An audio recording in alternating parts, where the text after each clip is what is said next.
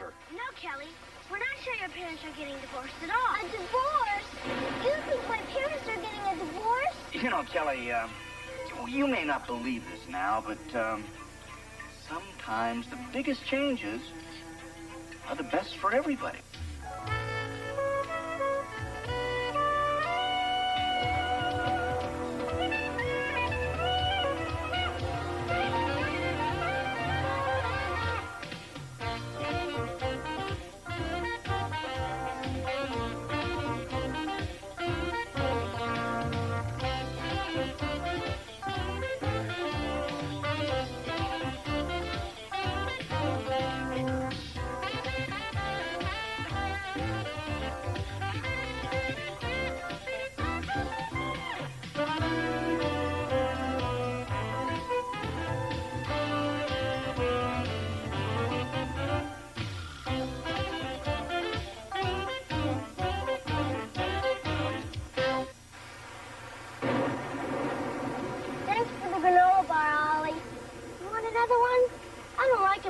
Since I found out they're good for you.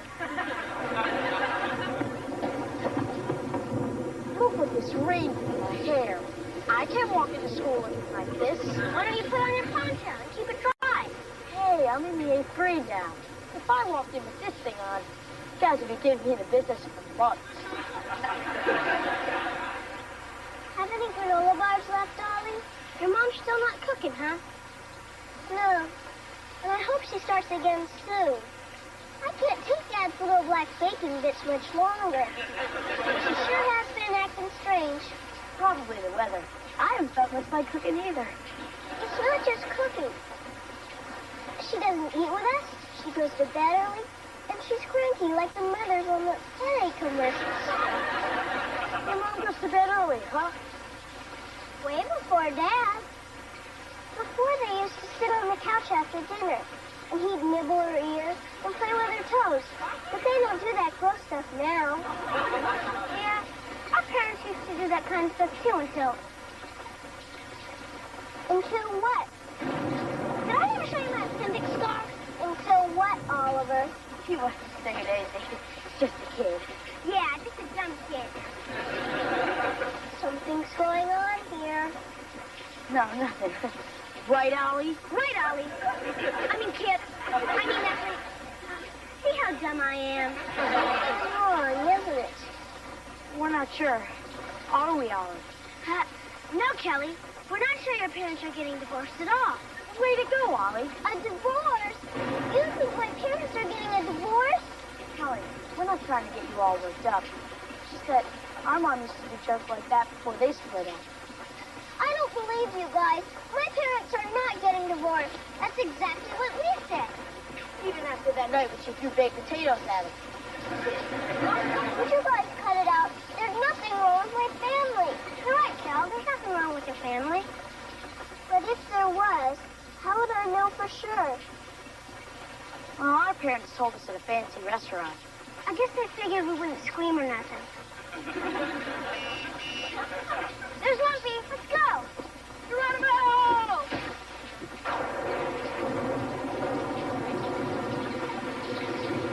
Hey, come on, Cal. What's the matter? Mom and Dad said that we were going someplace fancy for dinner tonight.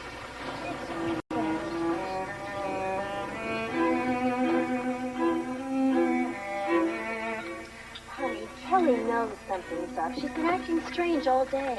Well, it won't matter, because when she comes out of the restroom, I am going to get this thing out in the open once and for all. You? I wanted to tell her weeks ago. You were the one who wanted to wait.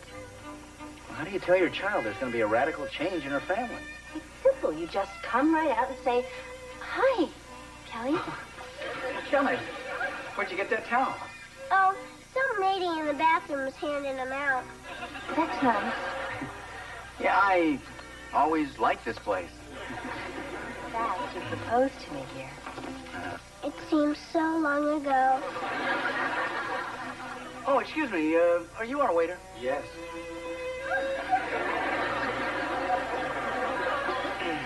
They're very busy here.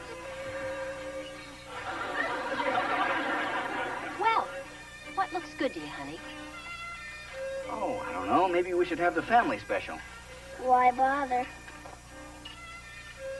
Oh, excuse me. We're ready to order now. Good. Look at her all dressed up. She's such a big girl. Yep, she's our big girl, all right. Our big girl. In fact, you're such a big girl that we can talk to you about anything now. Because you're such a big girl.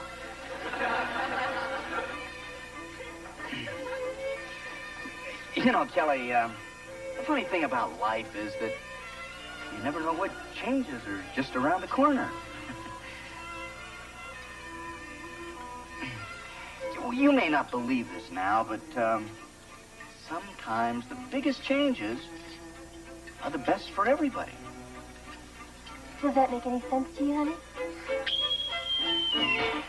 I'll be right there. No! You're getting a divorce. That's what you dragged me here to tell me. Please stay together, please. A divorce? No. Now, Kelly, Kelly, honey, we brought you here to tell you that we're going to have a baby. A baby and a divorce? How many lives can you ruin? Really, I don't know where you got that idea. Your father and I aren't going to get a divorce. Oh. We love each other. You mean you're really going to have a baby? Yes. It's pretty exciting, huh? It sure beats getting a divorce.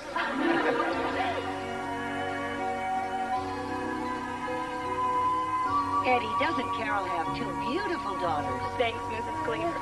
Yeah, it's hard to believe I started out so young and innocent. It certainly is, Eddie.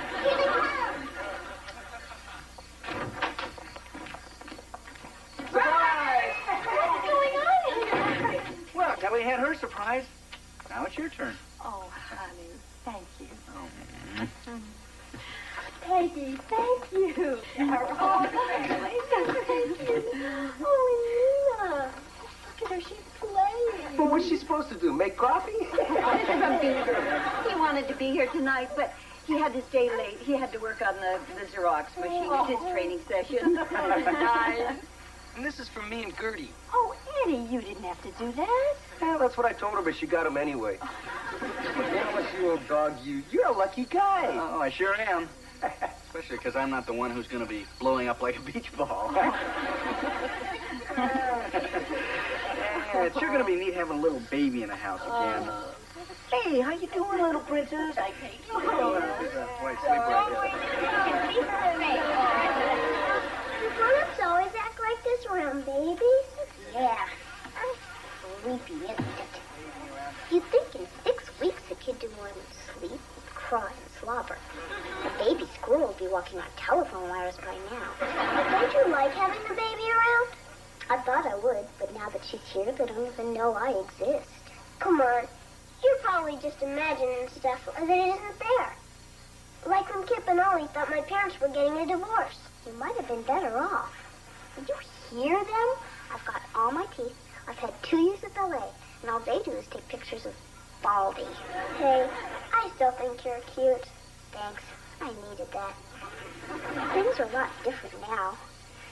Mom and I used to do things together, and I'm nothing but a built-in diaper changer. And by the way, make sure there's the disposable kind. Kelly, come in here, honey.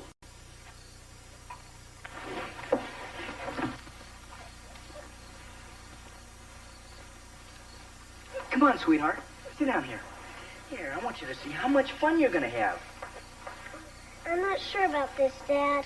Oh, now, come on. Don't be nervous. She won't break. Isn't that adorable? She's going to make the most wonderful big sister, our big girl. That's right, kid. When the Cleaver egg hatches, you're going to be punching in full time. They're going to have you changing and feeding and babysitting. Yeah, if you're lucky, they'll give you a few hours off at Christmas.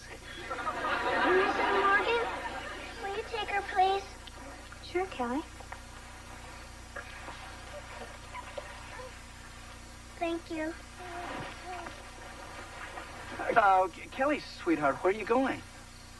I'm a big girl. I can go wherever I want.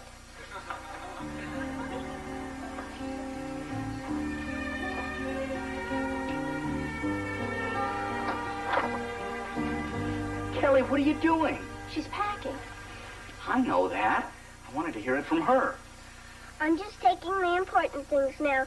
I'll send someone for the rest later. Wally, she's serious. Stop her. Trying to stop her now will do more harm than good. Let's just go along with it for now. Could you please hand me my Snoopy barrettes? They're over there. Well, I take it you've given this a lot of thought. Oh, yeah. It came to me on the way upstairs. Can I have a muffin, please? Oh, honey. Did you know Muffin's missing an eye? We're all having our problems these days. Listen, sweetheart, I know that our having a baby is a big adjustment for you. And if you feel that the way you want to handle it is by leaving, well, that's your right. Thanks. Could you please get me my rose knit dress? It's on the doorknob. Kelly, if you're going to take your rose knit dress, be sure to take your black patent shoes, too. Mary Ellen, I said go along with her, not pack for her. Well, I guess that's all. I'll be leaving now. Kelly, you're acting like a child. Good, Wally. Look, I still love you both, but I can tell things will just never be the same around here. I'll still come back every Monday for my allowance, if I'm still getting one.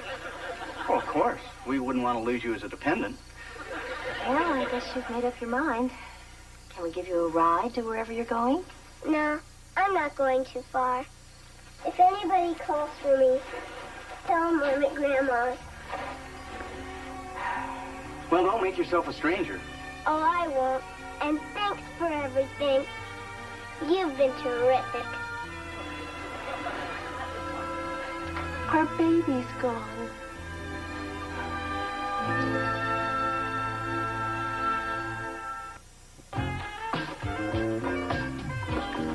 Mom, eggshells have protein, don't they? Yes, dear. But if you want your omelet crunchy, I'd suggest green peppers. You'd think they would have invented something to do this for you. They already have. It's called a mother.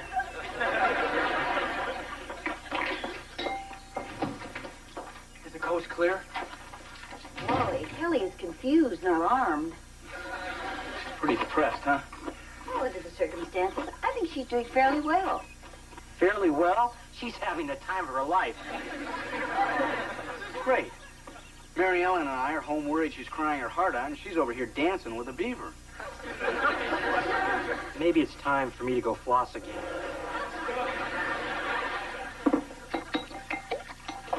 All right, that does it. Enough of this liberal 80s parent garbage. Fine. What do you propose to do about it? I'm going to drag her home whether she likes it or not. I guess you've forgotten that 2 days after we brought Beaver home from the hospital, you tried to trade him to the Donaldsons for their cat. I always liked Puff Puff. It took you a long time to accept having a younger brother. You can't expect Kelly to adjust to it overnight. Well, I just wish she'd adjust to it at our house. Let her stay here for a while.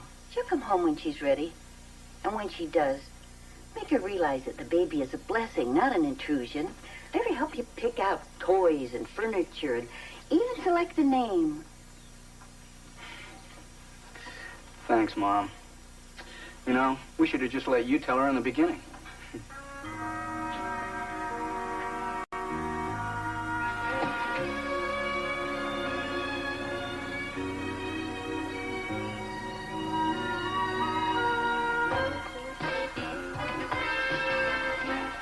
Community chest. How about that? I won second prize in a beauty contest. Ollie, you stop playing and put your stuff away. You heard, Dad. We can all stay up later if the room's clean. It's not fair. No matter how late they let me stay up, you'll always get to stay up later. Look, Ollie, if you let me out of jail, I'll help you clean up. Deal. 2 more minutes left. Dad, how come Kip always gets to go to bed at 10:30, and I gotta go to sleep the same time the kids in Hawaii are eating lunch? Oliver, we've been over this before. Kip is older than you. And when you get older, then you can have more privileges. He gets privileges. Time's a wasting, guys. If you meet your deadline, then you can each stay up a half hour more than usual. Oh, and may Allah be with you. Hurry, Ollie. Then we can finish our Monopoly game. Yeah, and I could stay up later and watch videos. You don't even listen to the music. You just watch the girls. What a dodo. You're just jealous. Will you move it? Maybe I don't want to. Then I'll do it. I want to stay up. Time's up. No extra privileges tonight, guys. Sorry. There. Are you happy now? You're such a baby sometimes. I'm not a baby. You're right. You're a grubby little infant. Yeah? You're a goofy glob of nothing. Baby, baby, baby. Ow! Uncle Beaver, quick! They're covering each other! Stop it! All right, guys, come on, right now. Come on, break it up, break it up. All right, guys, right now. He started it. I did not. Carrot Top did. All right, guys, now wait a minute. If you can't agree on anything, you can both just spend the entire day tomorrow in the house. But, Dad... No buts. Now, you had your chance. Maybe next time you can take advantage of it. Thanks, Ollie. I've got a big baseball game tomorrow. Now I'll miss it. You better stay away from me for the rest of your life.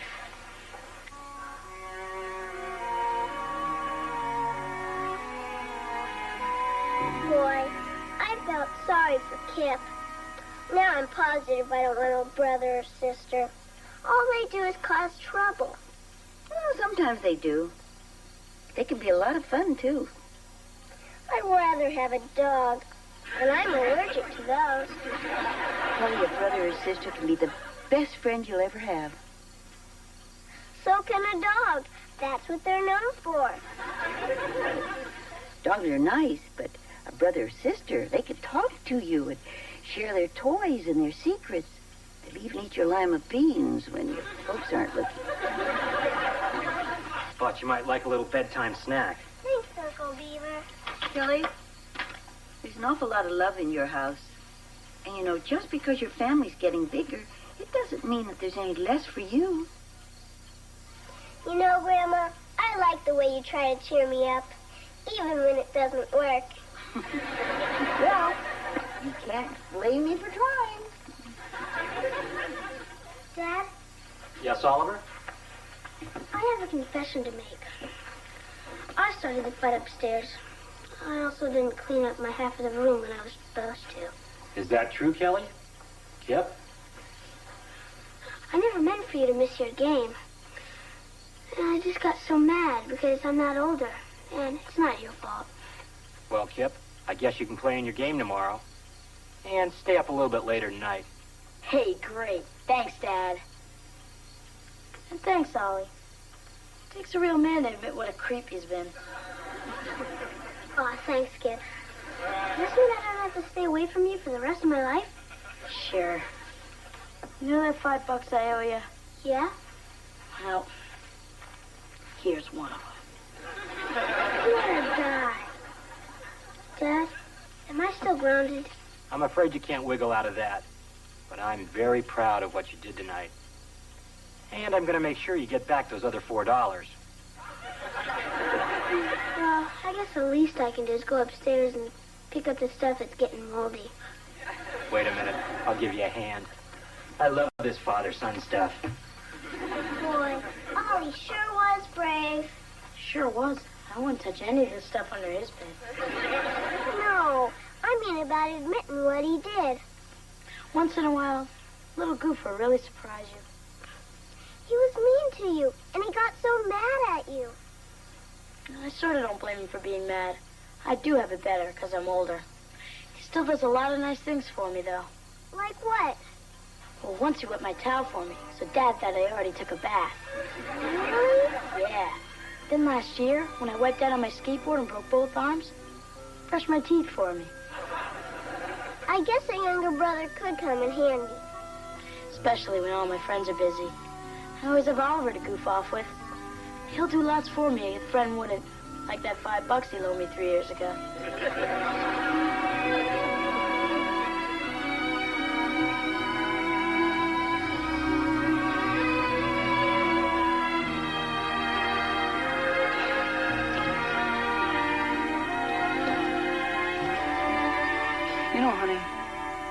Maybe we should let Kelly pick out the baby's name. That'd get her involved. I don't think that's a very good idea. We could wind up living with someone named Kermit or Dad. Kermit Cleaver. It's got a nice ring to it. Honey, I don't think so. Kelly! Oh, honey, it's Kelly. Oh, hi, pal. I just want you both to know that it's all right with me if you have that baby. I think we can make it work now. Oh, honey, I'm so glad to hear you say that. But what made you change your mind? Well, when you told me about the baby, I just thought of the bad stuff. I didn't think that maybe one day I might need somebody to brush my teeth for me. Well, it's time for me to go to bed now. Good night, Dad. Good night, honey. I love you both. Good night, baby. I can't wait to meet you. Oh, come here, you. We're glad you're here. Oh, you you know bet.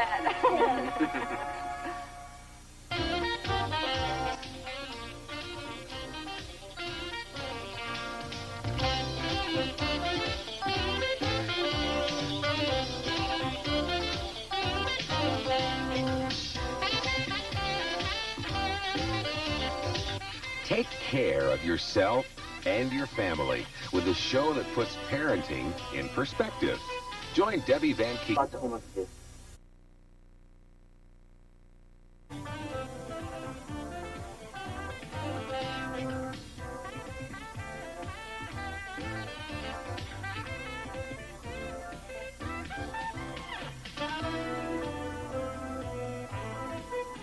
The new Leave It to Beaver. Relax, honey, or you won't be able to sleep at your own slumber party. But, Mom, this is my first party. If I didn't know better, I'd say you two clowns were here to crash the debutante's ball. Hey, look, don't you think if those two boys weren't in this house, we would have heard about it by now?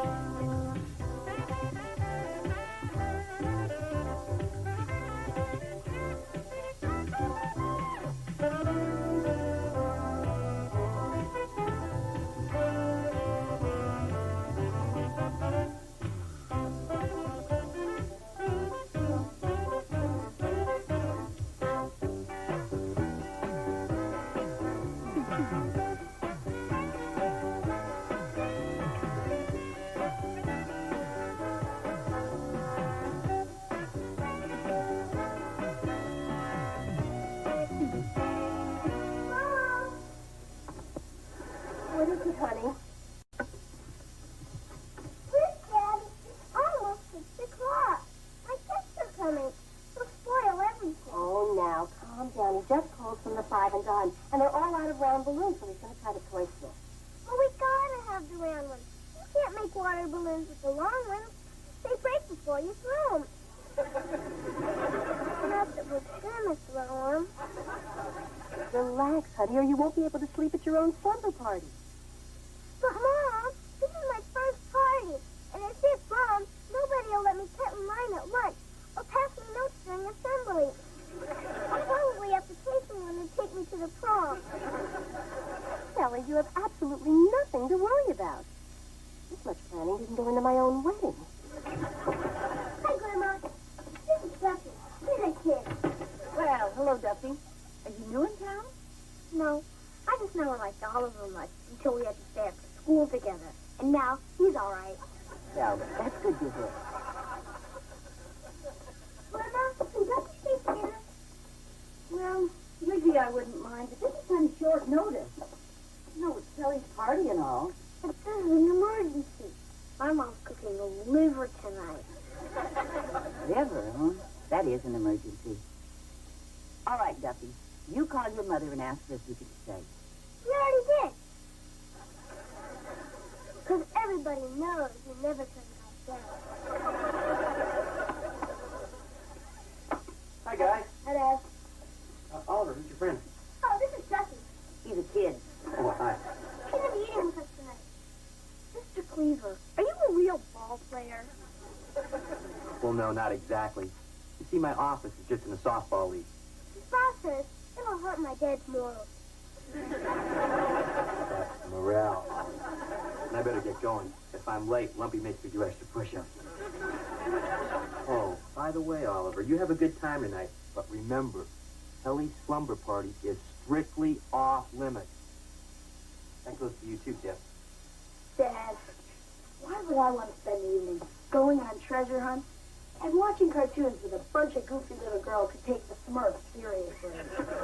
Oh, good. Now I can concentrate on my game. Knowing my household is in order. Good night, guys. Hi, Dad. Bye, Bee. Are they really going to have treasure hunts and watch cartoons? Yes. But I think Kelly will tell you all about it tomorrow. Over here.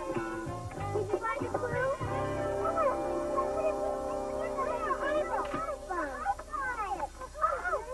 The main one. Over here. Let's pretend we're playing the piano. Oh, yeah. I found the clue. Come on. What did it say? The treasure hidden under something that begins with the letter C. Let's go look under the potato chip. Yeah.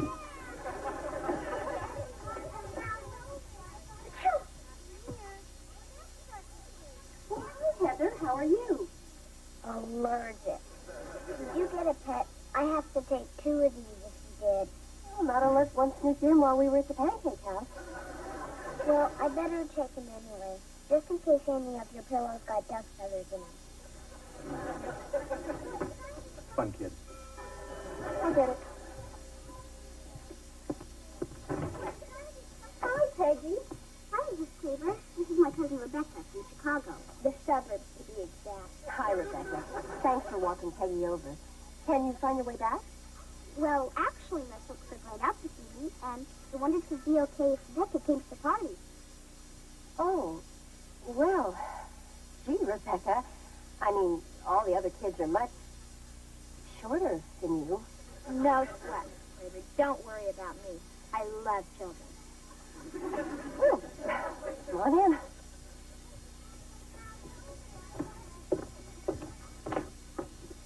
Kelly, honey, this is Rebecca. This is Peggy's cousin from Chicago. Would it be a problem if she stayed for the party? I guess not. Well, it just means you get 9 little weenies to eat instead of 11. No problem. I don't eat meat. It trashes my figure. Well, come in. We're having a treasure hunt. If you look under stuff to start to see, we might find a prize. Yeah, well, I would, but my horoscope told me to de-emphasize my competitive nature this week. Would you like some punch?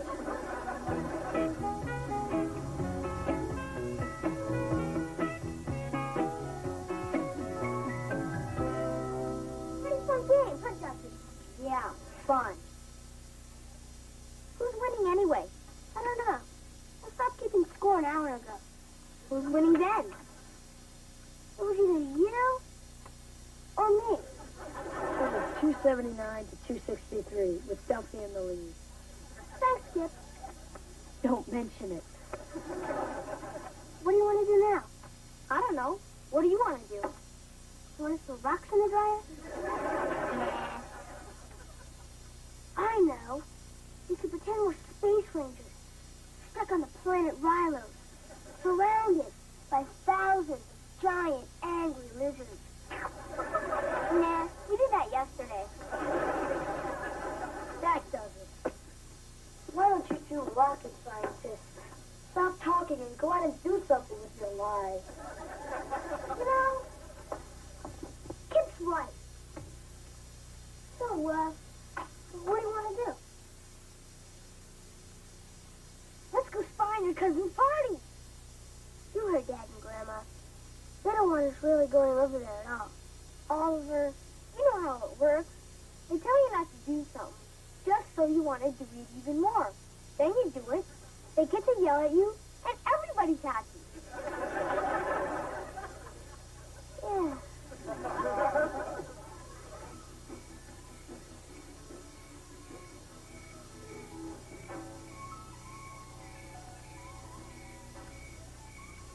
Lucy, I really don't think we should be doing this. We're not doing anything wrong. We're just trying to find that frog. It's not our fault he came over here. But you didn't have to throw him in this direction. I didn't throw him. I read about these rare flying frogs, and I want to see if he was one of them. Oh. There he is. All right, we got it. Yeah. Come on, Oliver. Your dad said we couldn't go to the party, but he didn't say we couldn't look at it. I suppose it would be okay. But we better forget about what we saw as soon as we get back. Okay, go take a look. Oh. Wow. If it isn't the Junior Neighborhood Watch. Mr. Haskell, what are you doing here? I have a standing invitation to Casa de Keith. Besides, some little tyke lost her retainer down a drain, so they call me. Wally's too cheap to pay a plumber. Now, what's your excuse? Oh, we caught a frog. Isn't he a beauty? And he can almost fly, too. Want to see? Maybe later. If I didn't know better, I'd say you two clowns were here to crash the debutante's ball. No, Mr. Haskell. The frog story we made up is true. And I suppose you're going to tell me you haven't been upstairs to short sheet the bunks yet? No way. What am I talking to here? 2 healthy American boys or a couple of meter maids? You're missing out on a chance for some serious fun here. I remember at the 8th grade sleepover, your Uncle Wally and I got Beaver to sneak over to the girls' side and put mayonnaise in the sleeping bags. Gee, really? Dad and Uncle Wally really did that? See, they're still talking about it down at the Viking. You just got a frog, and you got a bunch of girls. You can't waste a perfect combination like that. Unnatural.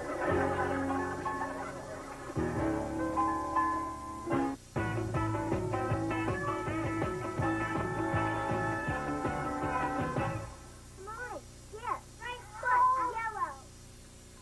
Oh. Peggy, get ready. Debbie's going to be kissing carpet any minute now. Please, my retainer. I think you might keep shifting already. Oh, honey, oh, hurry, we'll find it. Come on. Yeah, I think I can get it, Wally. But I'm worried about the electric wires near the pipe. You're going to have to cut the power. Yeah, okay. Hey, girls. Girls, don't be scared. We're going to turn the lights off for a minute. Breaker box is outside. Mary Ellen, you know what I could use? If you got some...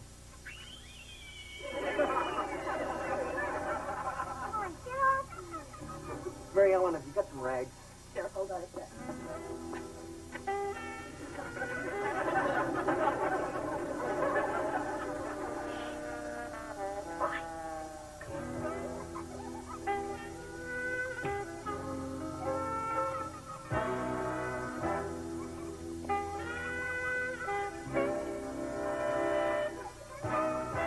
Hey, will you hurry up? Hey, lighten up, Sam, huh? I'm not charging you by the hour. Come on, move it. I got a handful of little girls here. All right. I got it, Wally. Hit the light.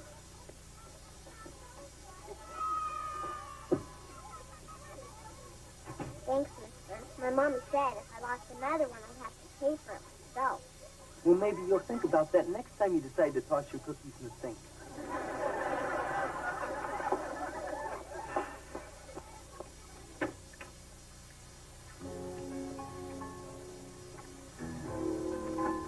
Wow. Look at all this gold junk. Yeah. Have you ever been alone in a girl's room before? Once. But I was with somebody. Well, this is fun. Let's go. What's behind? You heard what Mr.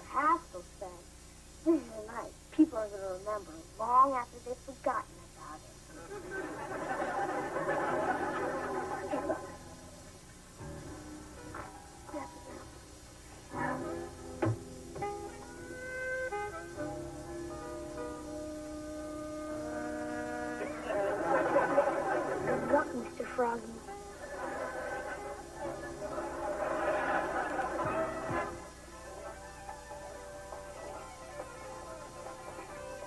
Who's that hairy guy with the guitar, Rebecca? That's drummer. Give me a hug. Yeah, a hug. What's a hug?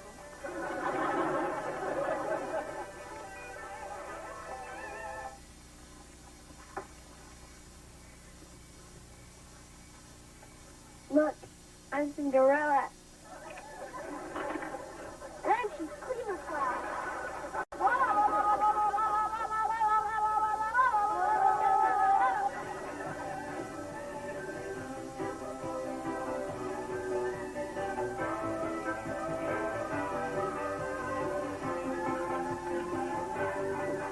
Honey, come here. You've got to do something about Rebecca. Well, honey, I think you're overreacting. She's different than the other girls. I find her interesting. Do you remember the song, It's My Party and I'll Cry If I Want to? You would cry, too, if it happened to you. I'm on the keys. Okay, girls, showtime. Yeah, I think you're gonna love this. What is it? Is it a concert? Well, no, but there's a lot of good music in it. Oh, excellent. You got Rocky Horror. Oh, well, it's sort of a horror film.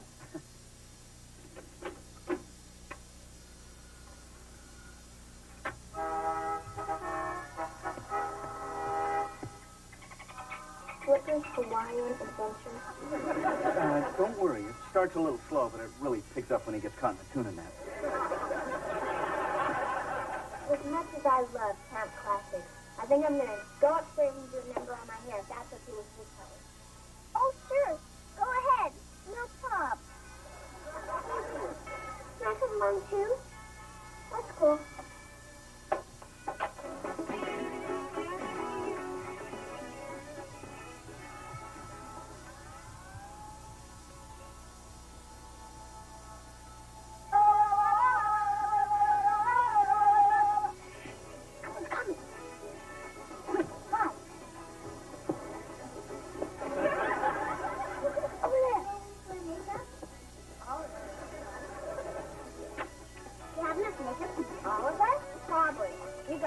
Small faces. You can. Maybe I should do this. This might load up. Whatever.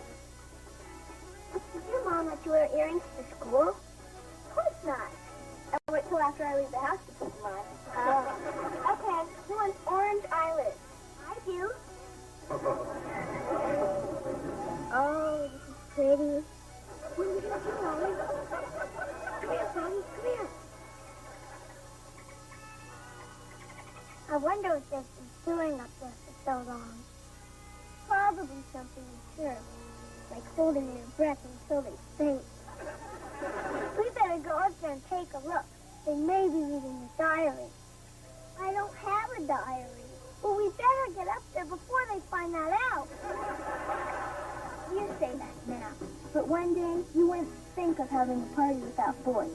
Now with Lilac boys will probably make me freak out. Does that make us just come off easy? Probably not. I've never seen my mom without it. Oh, hi.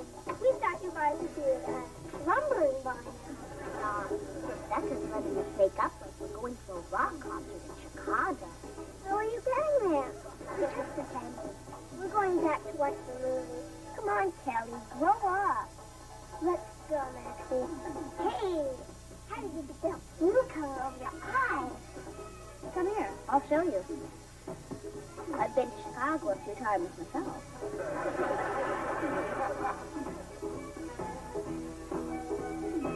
Rebecca, can you do something for me, too? Sure. Why don't you start by doing something with that hair? My hair? I don't know. No problem. If you don't want to do this, just go back downstairs and see how the big fish is doing. What'd you have in mind? Let's just use our imagination.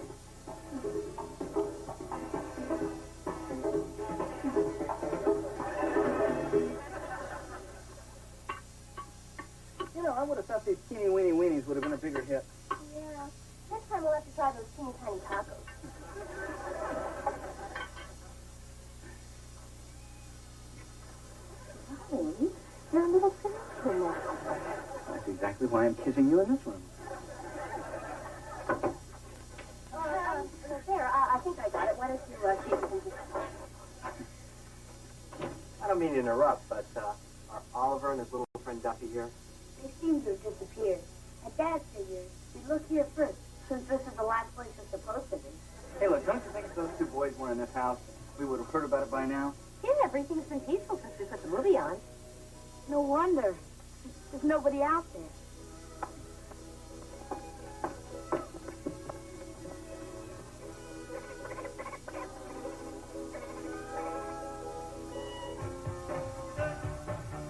That is so old. I love it. Wow, Kelly, you look different. I know.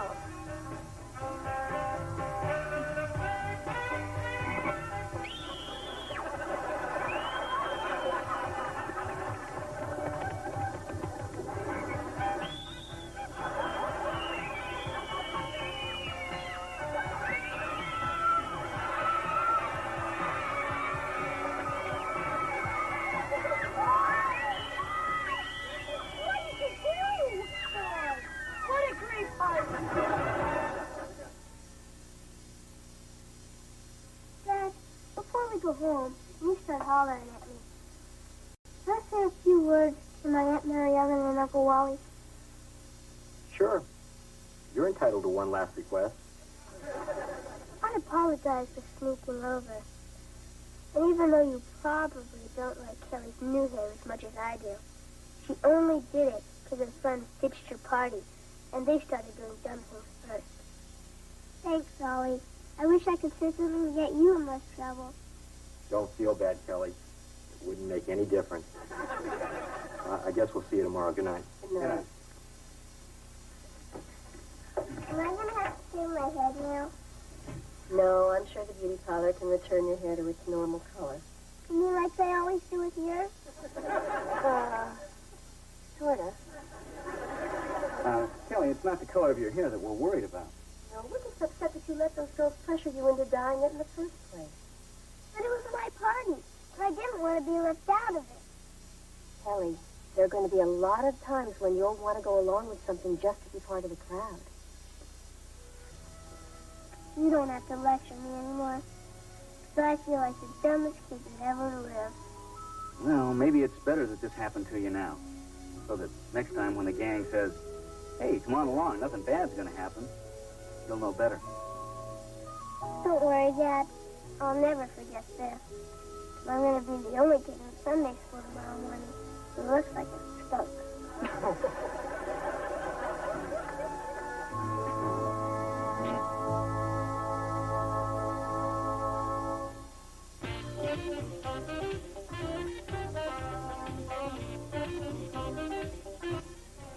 Cool pool, bulletproof.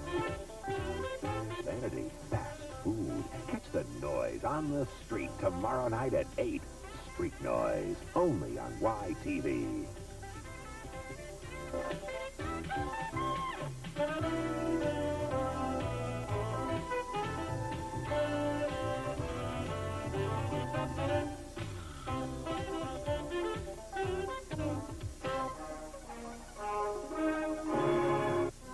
Episode of the new Leave It to Beaver. I showed very poor judgment, but I'll do better in the future. What future? You're fired. Let's go to lunch, son. Great news, everybody. I got fired. Oh, well, that is great news. Yeah, great. We knew you could do it, Dad.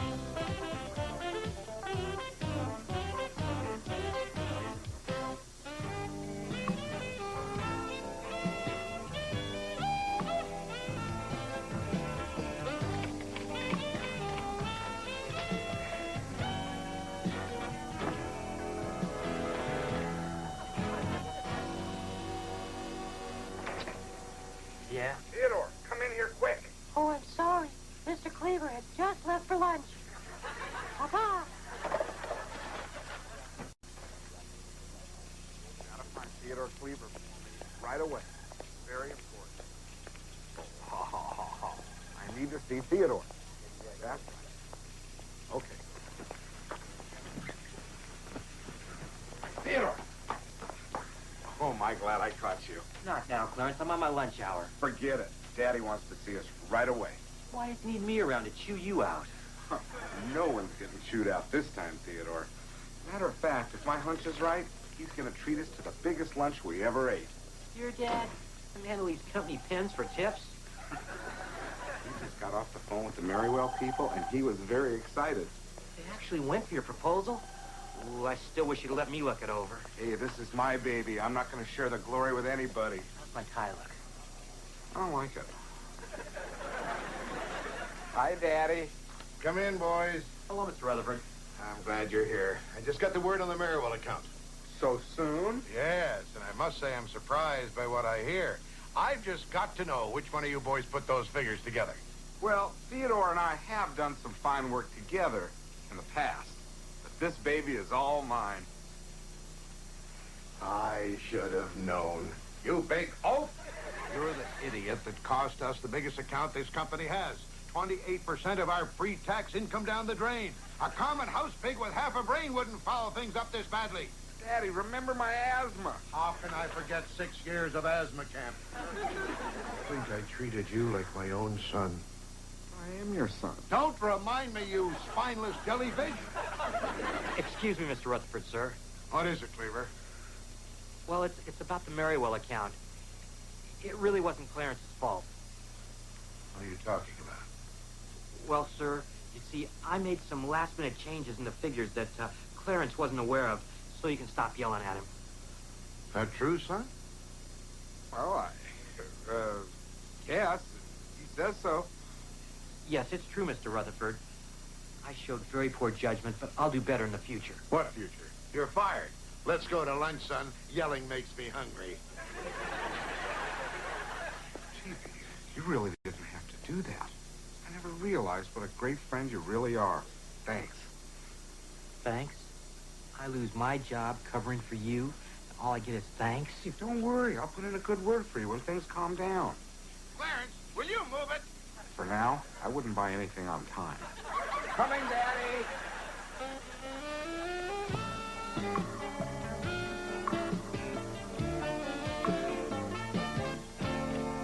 Hey, everyone.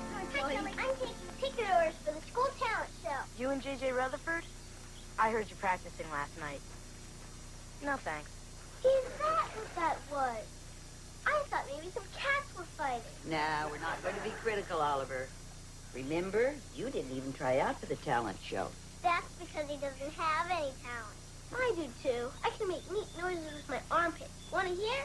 Oliver, didn't we discuss that last time Aunt Martha was here? Okay, troops, fall in. Oh, hi, Wally. Want some coffee? No thanks, Mom. I gotta be quick this morning. Well, if you're running late, Beaver can drive the children to school on his way to work. I'm not in that big of a hurry. My client's guilty. Come on, let's go, huh? Bye, doll. Bye, love. Have a good day. Morning, Counselor. Oh, hi, Eddie. Mr. Haskell, would you like some tickets to my school talent show? Only if you're handing out air sickness bags at the door. Ignore him, honey. I do. Bye, Mom. Bye, honey. Good morning, Mrs. Cleaver. Hello, Eddie. And might I say, that's a lovely oven mitt you're wearing. Oh, well, thank you, Eddie. I always like to look my best for you. It does my heart good to see the Cleaver sense of humor unaffected in the midst of young Theodore's latest tragedy. Oh, and I hope these provisions will help see you through the hard times.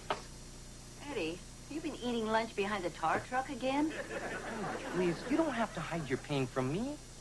We're like family. Eddie, don't say that. What's this all about? Wait, you mean the beef didn't tell you? Old man Rutherford gave him his walking papers. Beaver's fired? Yeah, I got it straight from the lump. He's history.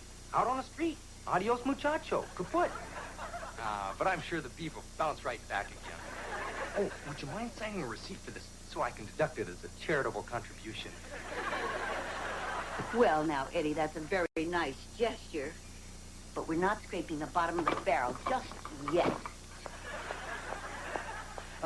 No breakfast for me. I'm off to the office. Oh, hi, Eddie. Oh, and Mom, don't hold dinner for me. I'm going to be working late tonight. You know, this reminds me of an old Alfred Hitchcock show. This guy got fired, but he couldn't tell his family. So every day for 3 years, he pretended to go to the office. One day, something finally snapped, and he went back to see his old boss again. Only this time, he had a bomb in his briefcase.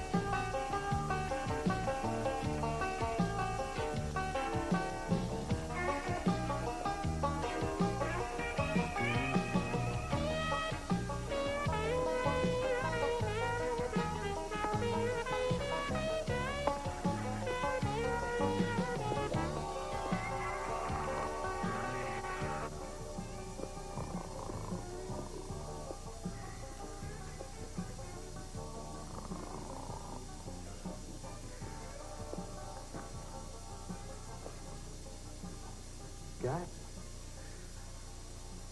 Got? Who's there? Who is it? It's me, the Beaver. Beaver? You know, Got. Beaver Cleaver. Oh, Beaver. Haven't seen you around for some time. Yeah, it has been a while. How's school? Got? I don't go to school anymore. Don't tell me it's 3 o'clock already. Gus, I graduated. I went to college, and now I have 2 boys of my own. Oh, glad to see you made something of yourself, Beaver. What line of work you in?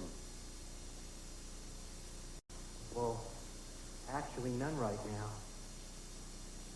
See, I've got a problem. I lost my job yesterday.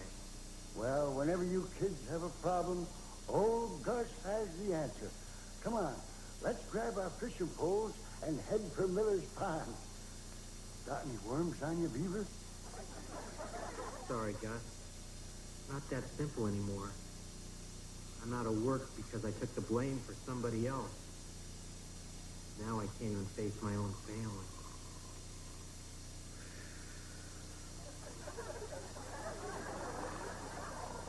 Gus? Who is it? It's me, Gus, Beaver. What should I do, Gus? Well, you're big for a 7th grader. Why don't you try out for football? I just don't understand. I could have bailed out and saved my job, but I didn't even try. Well, if there's one thing I learned in all my years, it's that folks usually do stuff for a good reason. Well, I guess the reason was I wasn't really happy there. See, I told you. There's a good reason. So then, I really didn't get fired. I quit. There you go. Thanks, Gus. It's been great seeing you again. Don't make yourself so scarce, young fella.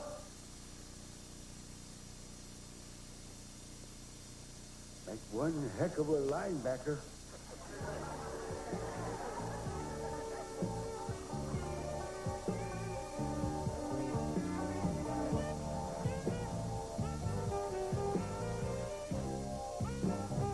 How long do we gotta pretend we don't know Dad's pretending he's got a job?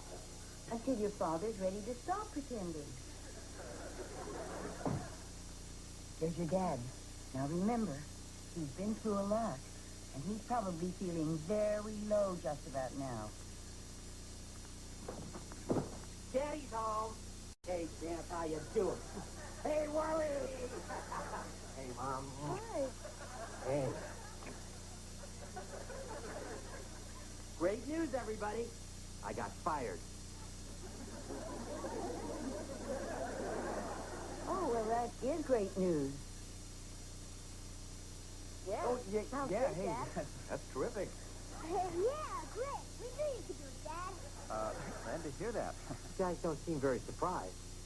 Well, actually, Eddie Haskell broke the good news to us this morning. Gee, what in the world happened between you and the Rutherfords? It doesn't matter. I can start fresh. New job, new challenge. The sky's the limit. Hey, Dad, why don't you be our school crossing guard? Mr. Sanders is colorblind, and he gets mixed up every time the light changes.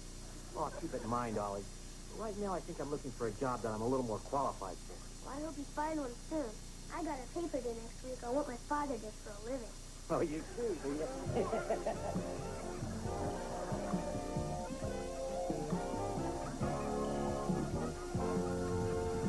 Ladies and gentlemen, Kelly Cleaver and J.J. Rutherford.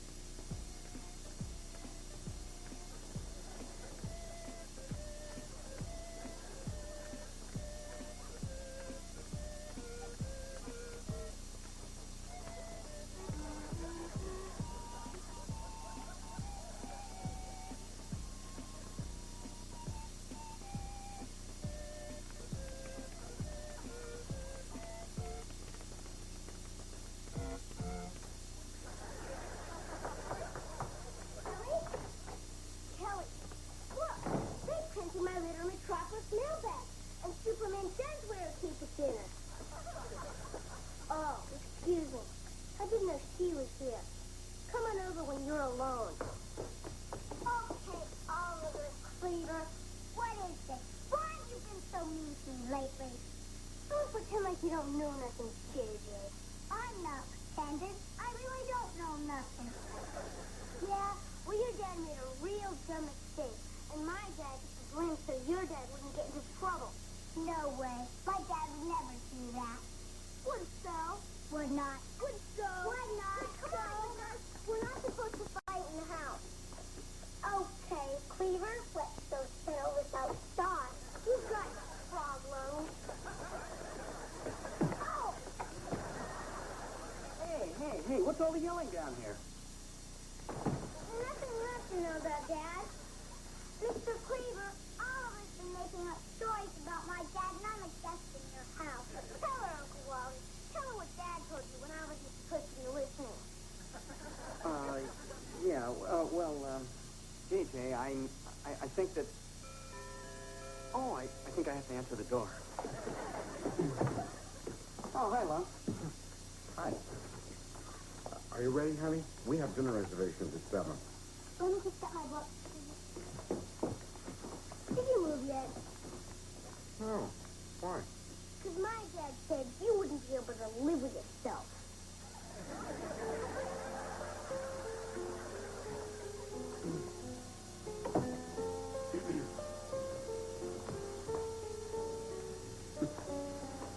Sure, it's dark out. So, what's new with the law? Well, right now I'd say it's the only thing that's keeping Beaver from blowing up your car. Give me a break. You know there was nothing I could do. I mean, it's a jungle out there. Dog eat dog, big fish eat little fish. Yeah, come on, who do you think you're talking to? Marlon Perkins? I know what happened over there. You were afraid to stand up to your father, like you've always been. That's not true. When he told me to buy a blue Mercedes, I bought a red one instead. Yeah, when he was out of town. Look, it was the same thing when you were 15 years old and he made you take tuba lessons. You never did tell him how much you hated it. You know, you just can't talk to my dad the way you could talk to yours. Will you look at yourself, Lump? He's got you so afraid you can't even admit the truth. Hey, you're bright. Some people are so inconsiderate. Clara, That's my little mushroom? Oliver said you let Mr. Cleaver get fired because of something you did. I told him my dad wouldn't do anything like that. It's not true, is it? What's Sitcom? About Mr. Cleaver's job. Hey, tasty cone. Why don't we stop and get a triple scoop of sprinkles, just the way you like it? No, thanks, Daddy. Let's just go home.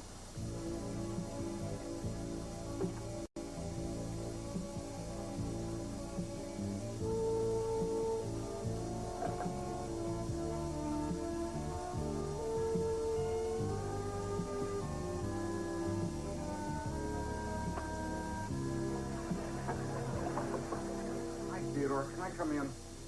What do you want to do? Make sure I'm not taking any office supplies? Oh, no, I trust you. I just wish there was something I could do for you. Like maybe a letter of recommendation or a low-interest loan. Anything. Still here, Cleaver? Might as well take your last paycheck. Save me the stamp. Thank you, Mr. Rutherford. Yeah, I'm sorry it had to turn out this way, Theodore, but I want you to understand I don't take this lightly. I liked your father because, well, he was a loyal friend, a hard worker, and a very average golfer. Too bad the only thing you inherited was the hitch in his swing. Daddy, you really shouldn't say those things about Theodore. Are you contradicting me? Well, in my opinion, he has a better business sense than most of the people in this company. Well, what do you know about it, you big lummox? If he's so good, how come he lost up the Maryville account? He didn't. I did. I can't lie anymore. I'd like to be able to look my daughter in the eye again. Are you telling me you lost the account, you big oaf? I'm not an oaf. I'm not a lummox. I'm a grown man with a family of my own. We're all human. You shouldn't fault somebody for trying to do the very best he can. And another thing, no more tuba lessons. Well, what can I say except it takes a big man to stand up to his father and a bigger man to admit his mistakes. I'm proud of you, son. Gee, thanks, Dad. You're fired. Fired? Cleaver? Welcome back. Teeing off at 3 o'clock. Care to join me? Thanks, Mr. Rutherford, but, no thanks. I really wasn't happy working for you. You're not supposed to be happy. You're supposed to be working. Well, you can call me a dreamer, but I'm going to try and find work where I can do both. Well, Cleaver, I respect your sunny optimism, no matter how boneheaded it is.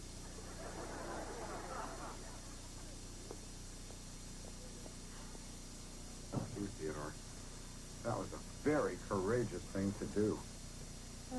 It was braver of you standing up to your father. Terrific. I'm courageous. You're brave. And we're both out of work. You know, Lumpy, I think you're looking at this all wrong. Oh, yeah? You don't make as much as I do. Kid. Sometimes you have to take risks, even if the time isn't right. I've been thinking about going into business for myself. Maybe it wouldn't be quite so scary if I had a partner. You mean me? Us? Lumpy and the Beaver? Sure, why not? You know, maybe you got something after all, B. I mean, people respected your dad.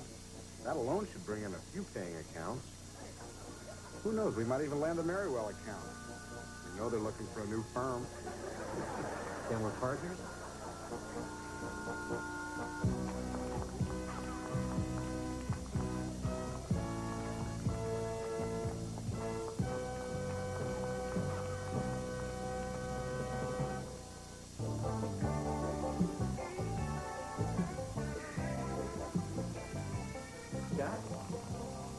Scott? How you doing? Well, hello there, Beaver. Find a job? No. As a matter of fact, I started my own business. Smart move. These your partners? No, these are my sons. This is Skip and this is Ollie. How about that? Beaver Cleaver's boy. Live long enough and you get to see everything. Kind of got some wondering if you join us down at North Palm for a little fishing. I'd really like that, Chippy. But I'm afraid I made other plans.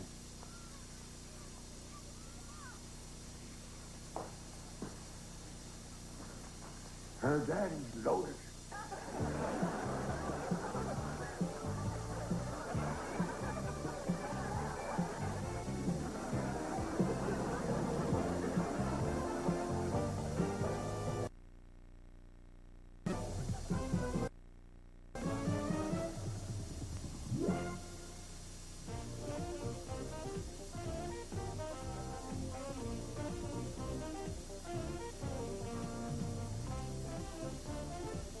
Follow zany exploits with the wily Ron Oliver and Ralph, the happy contest goose. Taking an interview with Colin James, videos from Bon Jovi, Soul to Soul, Paul Hyde, and Jane Child, plus an evangelist turned stock comedian, Sam Kinison, on the ever-cool Ron Oliver Show. Sunday night at 9, here on YTV.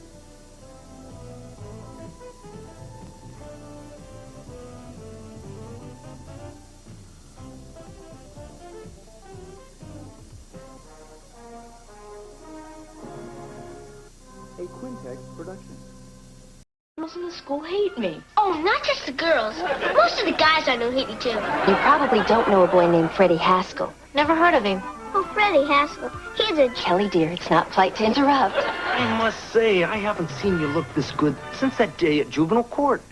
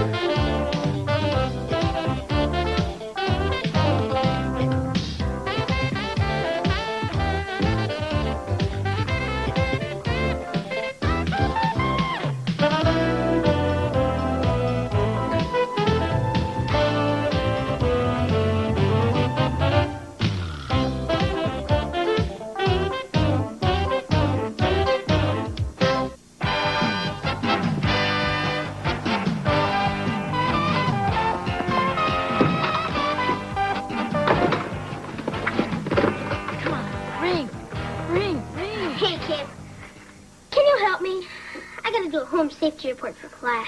Can't right now. But if you want an A, the most important thing is a nice cover. Hi, Dad. Can I have $5? Is that any way to greet your father? Dad, do you have any exposed wires or gasoline-soaked rags under your bed? That's better. Hello, Susie? Oh, hi. Great, thanks. Bye. Dad, I really need the money. See, my first school dance is Saturday. And it's not even in a gym. It's in a hotel and everything. And I sort of got a date. Of course I'll give you the money. You know, it seems like only yesterday I was going to my first school dance. Hope you have a better time than I did. I'm sure Susie can't kick as hard as Judy Hensel. I'm not going with Susie. I'm going with Tracy. Wasn't that Susie on the phone? Oh, yeah. You see, she talked to Amanda, who lives next to Tiffany, who asked Tracy if she'd go with me. And Tracy said yes. All I got to do is ask her. That sounds simple enough. Thanks, Dad. Dad, how well do you know your fuse box? It must be time for Mr. Bloomgarten's home safety check. Sure is.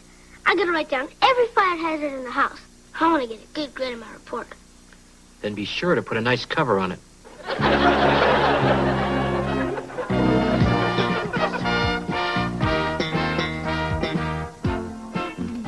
Marcia. Nice dress. My aunt used to feed the pigs in one just like it.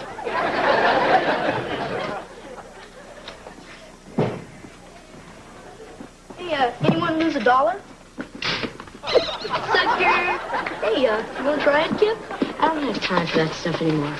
I gotta go buy tickets for the dance. I'm asking Tracy.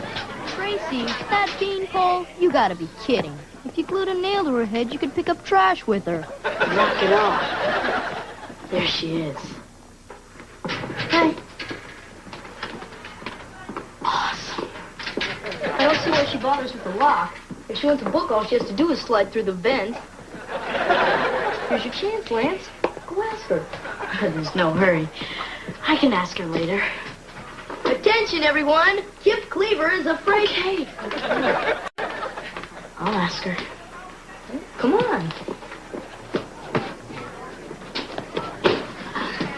Hi. Hi.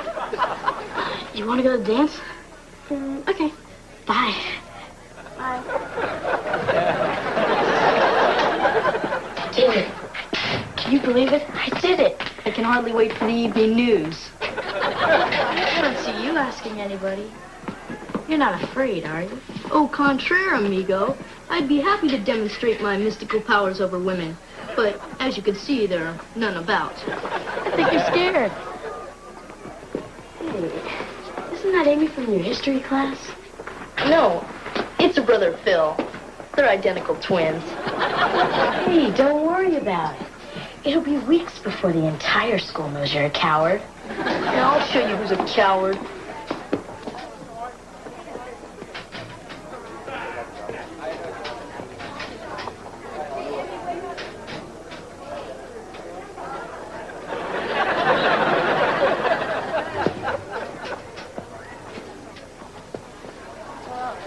What happened? All right, so I'm not the suave sophisticate the world perceives me as. I can't ask a girl out. I can't even talk to one. I'm nothing but a common boneless chicken. It's not such a big deal, Freddie. It is for me. Excuse me. I'm gonna go home and be alone. It'll be good practice for the rest of my life.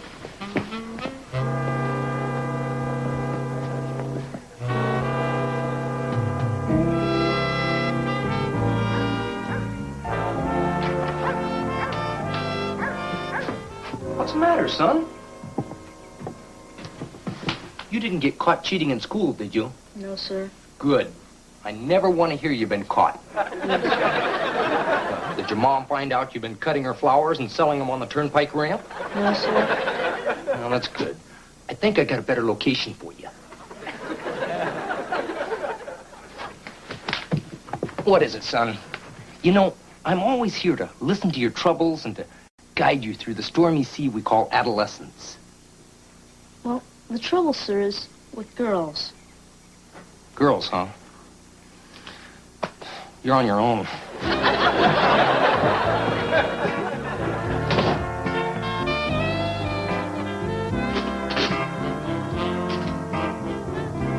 Dad, when are we going to start fixing up these home safety hazards? Well, later, son. Why don't you go work on the cover for that report? Hi. Hi. Hi, Mom. Hi, Kip. Home so soon? Hi, Grandma. Hi, Kip. Hey, Kip. What's the matter with your feet? Nothing. I just got a new pair of shoes for the school dance. And they need a little breaking in. I tried to get him to buy another pair. These are the only ones he wanted. They're cool. They make me look just like that guy in Footloose. Kip, you better give Freddie a call. There must be something wrong with him. He wasn't nearly as phony as he usually is. Yeah, he's a basket case because he can't get up the nerve to ask a girl to dance. I wish I could do something for the guy. Well, why don't you do for Freddie what your Uncle Wally always did for Eddie? Apologize for being friends with him? No. If Freddie's afraid to ask a girl out, why don't you ask someone for him? That's a great idea, Grandma. It's got to be easier than asking one for myself. And if that works, he may even tell you where your gym clothes are buried.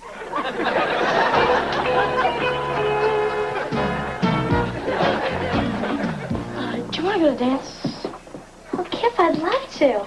Not with me, with Freddie Haskell. That creep? Yeah. Freddie Haskell.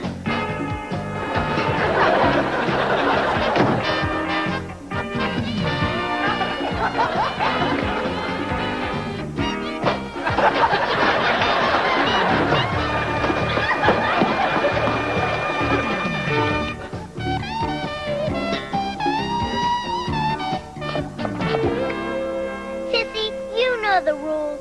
You're supposed to take a shower before you get in Bambi's hot tub. Mary Ellen, will you hurry up? We're going to miss the beginning of the concert.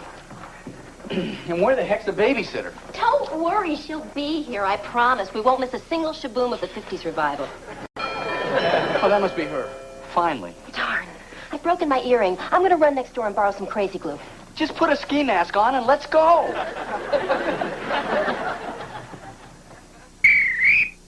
Okay, everybody, it's time for a family fire drill. Now line up and no talking or shouting. Not now, dear. We're making dinner. Okay, we'll do it after dinner. And we'll take a look at those overloaded sockets. Right, Dad? Sorry, Ollie. After dinner, we're all going to go shopping for a freezer. Really? And what circuit are you going to plug that into? Son, don't lose any sleep over it, huh? I wish he was that conscientious about feeding his goldfish. Hello. Information? Yes. Please for the fire department. April Fool.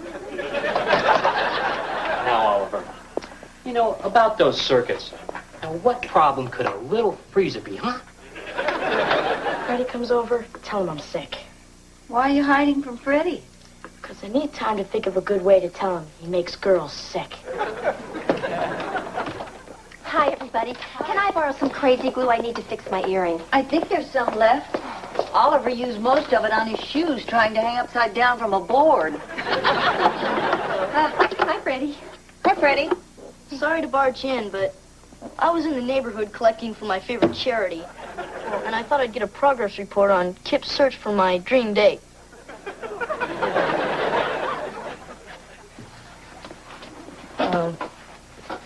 You have talked to some girls, haven't you? Freddie, I've got some bad news for you. Not Nancy Glick. No. Even she turned you down. I can't believe it. All the girls in the school hate me. Oh, not just the girls. Most of the guys I know hate you, too. No, the guys don't hate you. Guys like creeps. Kip, do me a favor. Promise me you'll never try to talk anyone off a ledge. Freddie, I'm sure if a girl ever gave you a chance, you'd do very nicely. In fact, I know you would. Thanks, Mrs. Cleaver. You're a ray of hope to the downtrodden. But you couldn't sell me that if it was gift-wrapped. Wait a minute, Freddie. I think maybe I can help you. Thanks anyway, Mrs. Cleaver. But I've seen you dance. I'll still help you out, Freddie.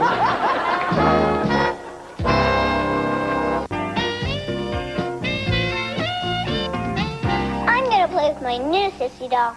Here, you play with my old one. Oh, finally. Kelly and Lori are all set.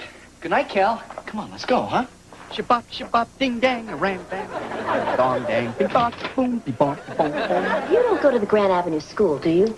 No, Mrs. Cleaver. I go to an all-girls school. Then you probably don't know a boy named Freddie Haskell. No, never heard of him. Oh, Freddie Haskell. He's a... Kelly, dear, it's not polite to interrupt. Okay, now that I've practiced going out to the car by myself, this time let's try it together. Oh, honey, this will just take 1 second. Lori, there's a dance at Freddie's school, and it turns out he needs a date. It's probably because nobody's stupid enough to... It's going to be a real nice dance, and I think you'd have fun with Freddie. He's real cute, and a good athlete, too. Don't worry, now I get it. Well, Mrs. Cleaver, I'd love to go to the dance. If you know the boy, I'm sure my parents would say that it's okay. Great, then it's all set. Well, honey, are you ready? Don't toy with me, Mary Ellen. Of course, I'll only go if he actually asks me. Well, actually, I was hoping for a close-up. And, of course, one of her mothers, so I can see if she'll age well. Freddie. Okay, I'll go out with her. Good! Now, all you gotta do is go over there and ask her. Ask her? Surely you jest. Freddie! Freddie, would you care to join my brother and me in the den while Mary Ellen waits in the car with the engine running? Freddie, think about it. What's the big deal about talking to a girl, huh? You don't understand. The only thing I know how to say to a girl is, nice face. Did you get the number of the truck that hit you? Let me run through this real fast. Growing up is full of doing lots of things for the first time. Some of those things you may not want to do. But you can't hide from everything just because it makes you nervous. So get over there and ask her, now. He decided to show up after all. Hello. Hi, Freddie. Don't worry. Nobody told her what a creep you are. That's Lori. Hello. How are you? I guess I'm okay.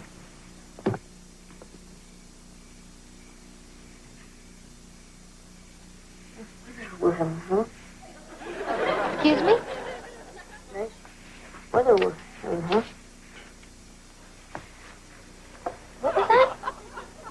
You wouldn't want to go to the dance with me, would you? Sure. You would?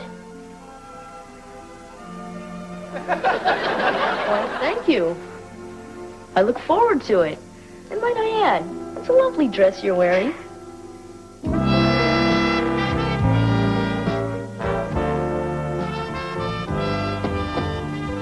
Well, sir, it's nearly post time. Frederick, my boy, I must say, I haven't seen you look this good since that day at juvenile court. Thank you, sir. You know, you remind me a lot of myself at your age. Except, of course, I was better looking. So you've told me. Son, I've been thinking about that little talk that we had the other day. I didn't give you the kind of quality parenting that you've come to expect from me. Well, that's okay. At least you got my name right. No, I want to make it up to you. When you get to be my age, you'll learn something about women. And on this night of your first date, I'm going to pass these secrets along to you. That's very generous of you, sir. Son, women are all a bunch of bloodsuckers, out to get whatever they can. And when they've used you up, they'll toss you aside like an old sock. Now you run along and have a good time.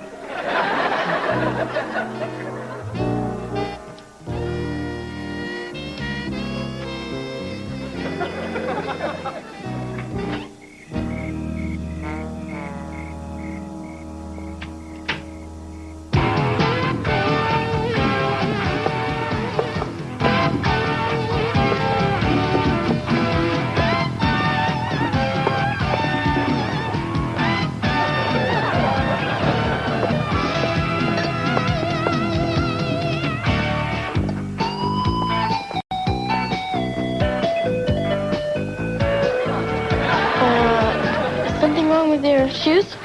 No, nothing. It's just a new step. Do you know the Sidewinder? No? This is it.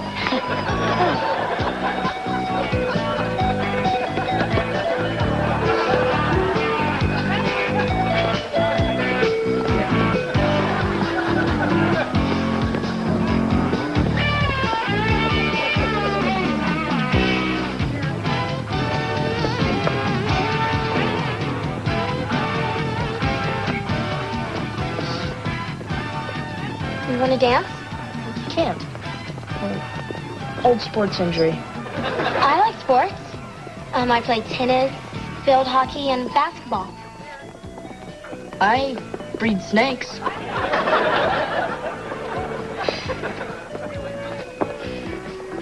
You're the quiet type, aren't you? No.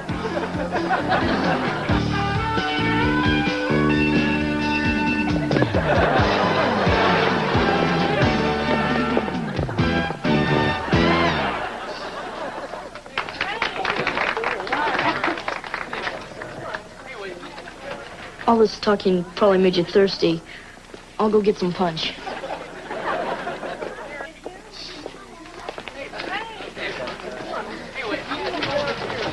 Hi, Kip. Hey, Freddie, how's it going? I haven't seen you out on the dance floor. Lori's a sensitive girl. She prefers to sit and talk. She's probably sitting over there talking to herself right now. Hey, watch this. Hey, Danny, is that your dollar down there? What a doofus. Come on, Kip, they're playing a fast one. Oh.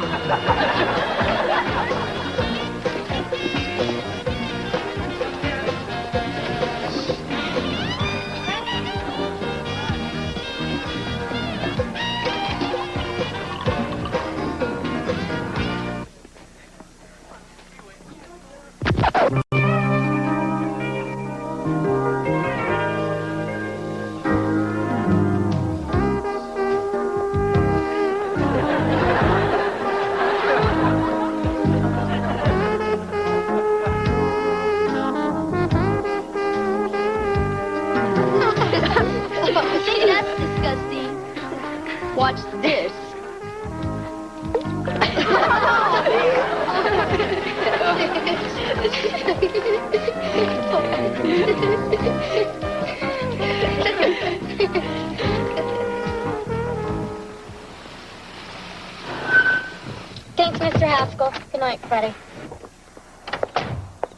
a gentleman walks his date to the door. Drop my card in her mailbox. Looks like they need a new roof. Lori, wait! Well, thanks for a lovely evening. I trust you had as nice a time as I did. Nice time. This was the worst night of my life. You know, when I think about how excited I was to go on this date, I told all my friends about how cute you were. You told your friends I was cute? And I even bought a new dress. And for what? To sit in a chair all night? If you hated me so much, why did you ask me out in the first place? Look, I don't hate you. It's just that I've never been on a date before, and I kind of choke up in front of girls. I thought I did something wrong. No, you were okay. It's just me. Just sorry this evening turned out so bad. Guess I'll never be able to talk to girls. You're doing it right now. I am, aren't I? You know, for the first time tonight, you're acting like someone a girl might enjoy going out with. Hey, how about that? Well, does this mean you might want to try it again sometime? I don't know. Maybe.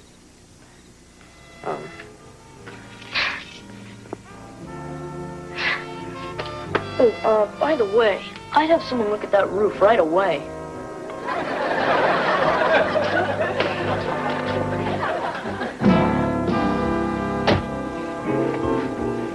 So, how did it go? She doesn't hate me. That's my boy.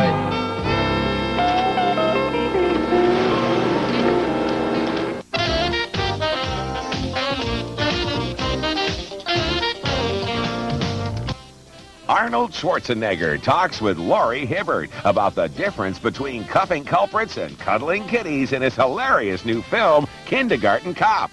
Tomorrow night at 6:30 on Rock and Talk on YTV.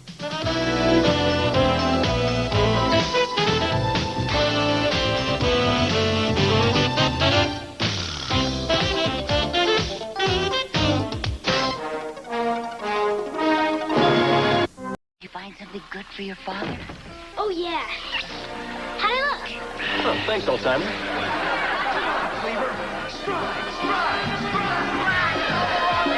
I don't think his brain's getting enough out.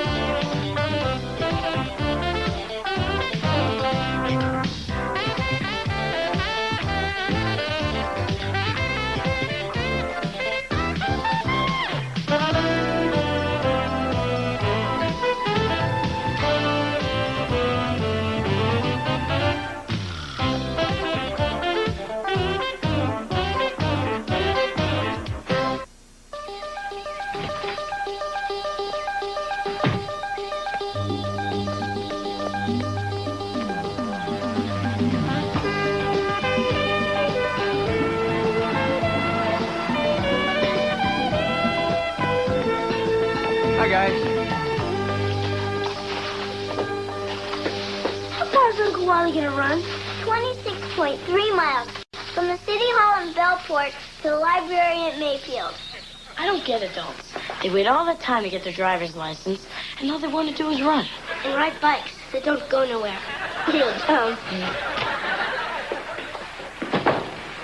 Glad I got you three together. Have you given any thought to what you're going to do for your dads for Father's Day?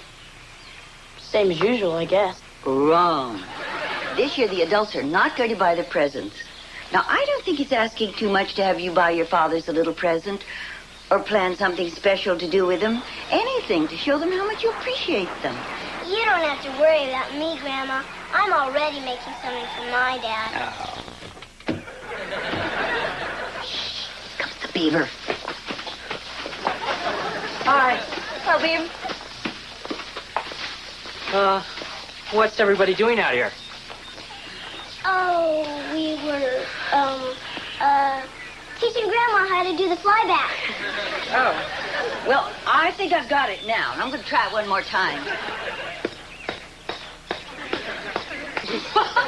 Pretty good, huh? You try it again.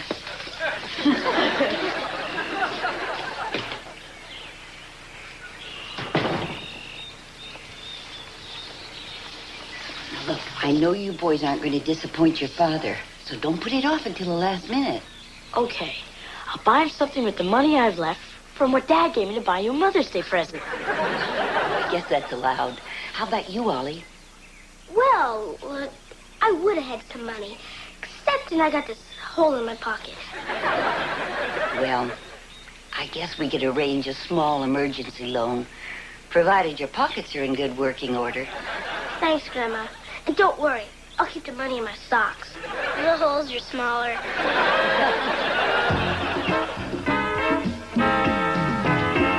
Training table's open. Dad, don't you get tired of eating just noodles every day? Well, honey, when you're going to run a marathon, you have to store carbohydrates.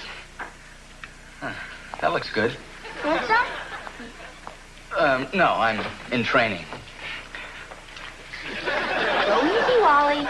Save room for dessert. A big, freshly baked Idaho potato. If I clean my plate, could I have one too? Maybe. Well, I'm glad you two find this so amusing. You know, if Christopher Columbus's family gave him this kind of support, we'd still be living in Spain. Dad, wasn't Columbus from Italy? Eat your dinner.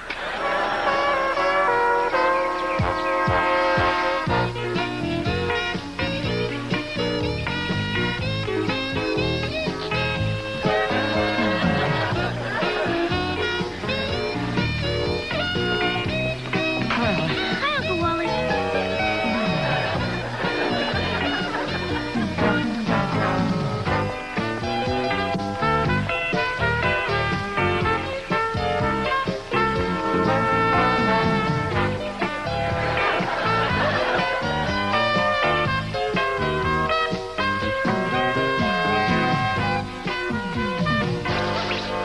Hi, Ollie. Hi, Duffy. Guys? Pretty neat hats. Pretty neat. I think we should make whoever invented this president of the whole world. Yeah.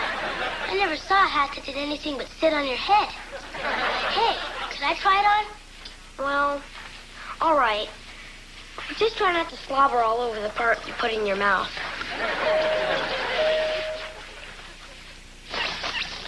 How'd I look?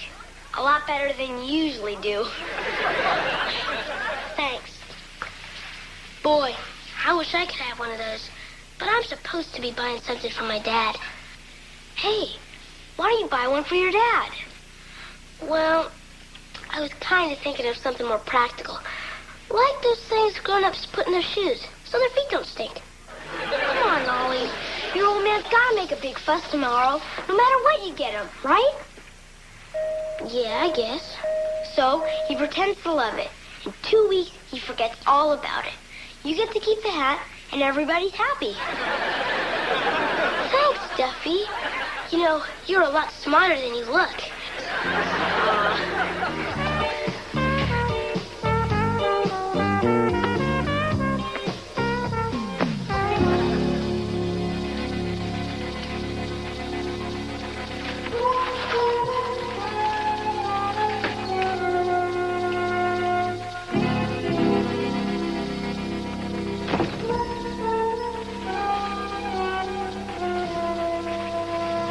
Hi, Champ. I didn't hear you come in. Dad, what are you doing in here? I just rehung the towel bar. No more chin-ups in the bathroom. Right, Dad.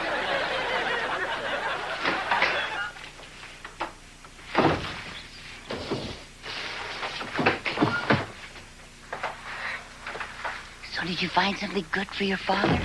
Oh, yeah. He's gonna love it. Did you have it wrapped? No, this wasn't a wrapping place. The guy had enough trouble just making change. Well, come on. We need to fix it up real nice. Your father's going to be back any time. But Dad isn't a surprise. We're not going to tell Dad, you little chuckle brain. Thank you, Kip. Come on, Ollie. Let's see what you got. Okay.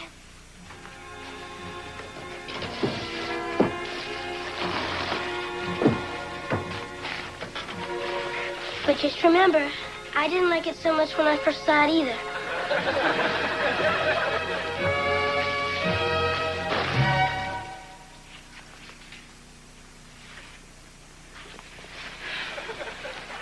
What on earth would make you buy something like this?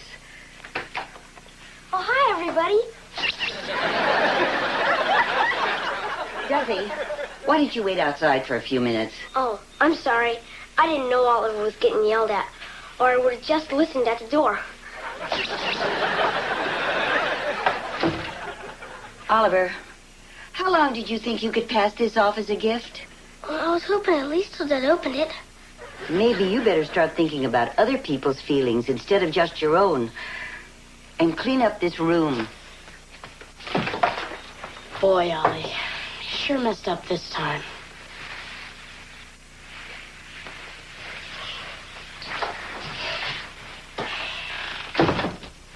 Hey, I heard the whole thing. This never would have happened if you would have listened to me and gotten the blue one. Come on, Duffy.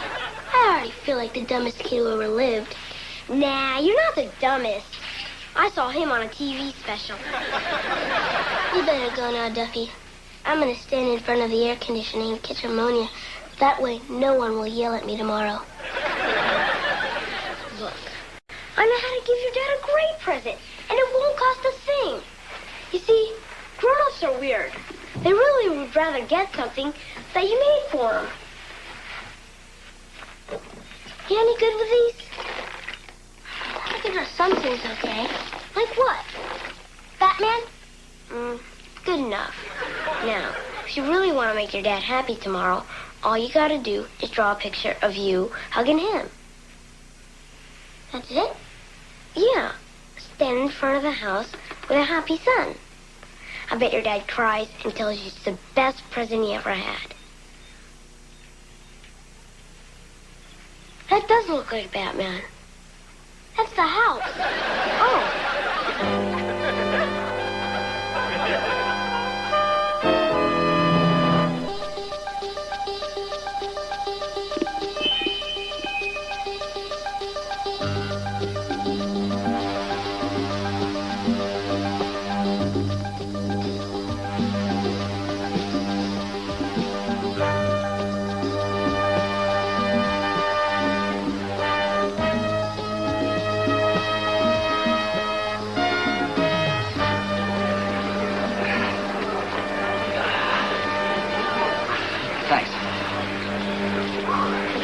Thanks, old-timer.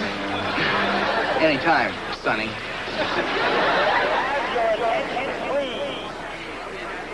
Thank you.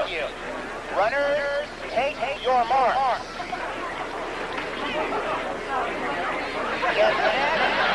Oh, yuck.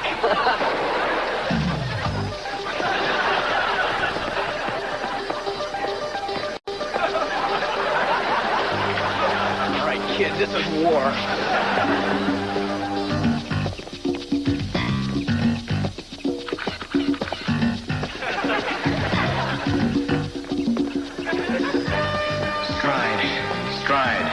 Stride. Okay, Wally, water station up ahead. Now all you gotta do is peel your tongue off the roof of your mouth. Oh, real good, Wally. You jerk.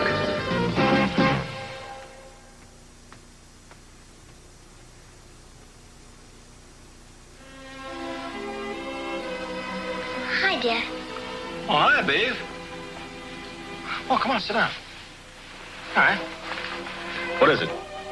Well, when I made up the story about having the parrot, that was wrong. That's right. And you helping me keep it made a secret, that was wrong, too. That's right, too. But you're a father. How come you did it?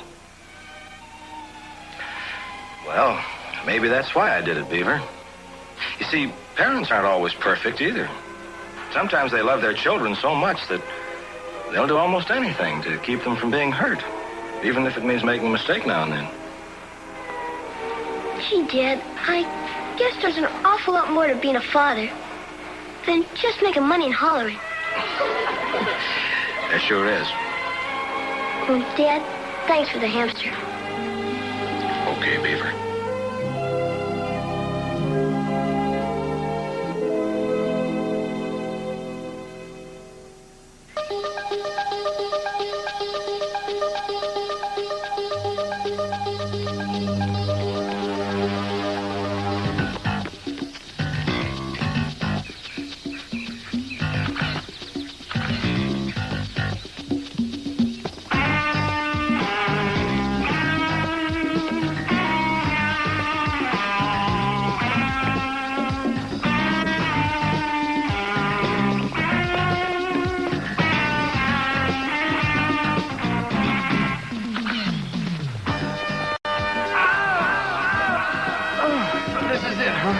The wall.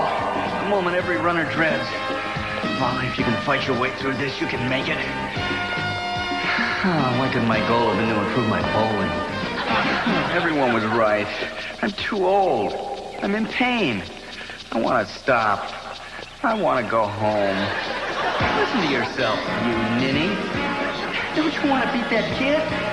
What have you been training for? If you stop now, you'll never be able to show your face at the health club again. Come on. Come on, Cleaver. Stride, stride, stride.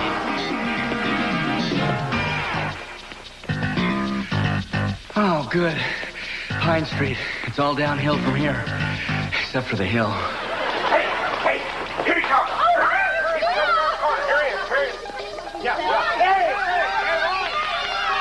He's coming around the corner.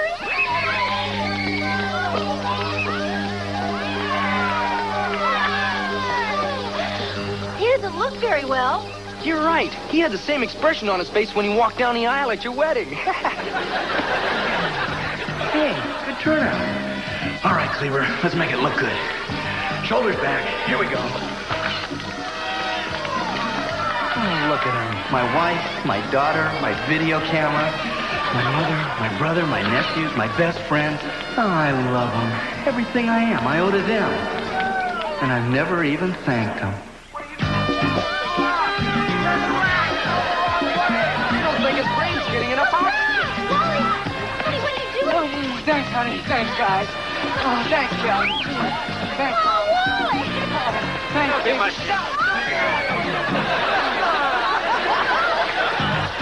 Let's see if we can beat him to the finish line. Yeah! We beat him to the finish line. Didn't take much.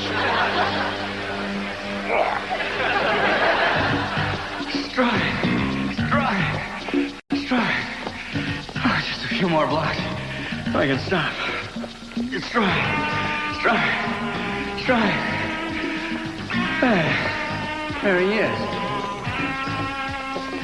Come on, Wally. Let's take this punk. Are you nuts? You got no feeling below the knees. Hey, where's that intestinal fortitude? You can do it. Remember the Springfield game? Come on now, sprint! Sprint! Sprint! Hey, here they come. Yeah! Come on!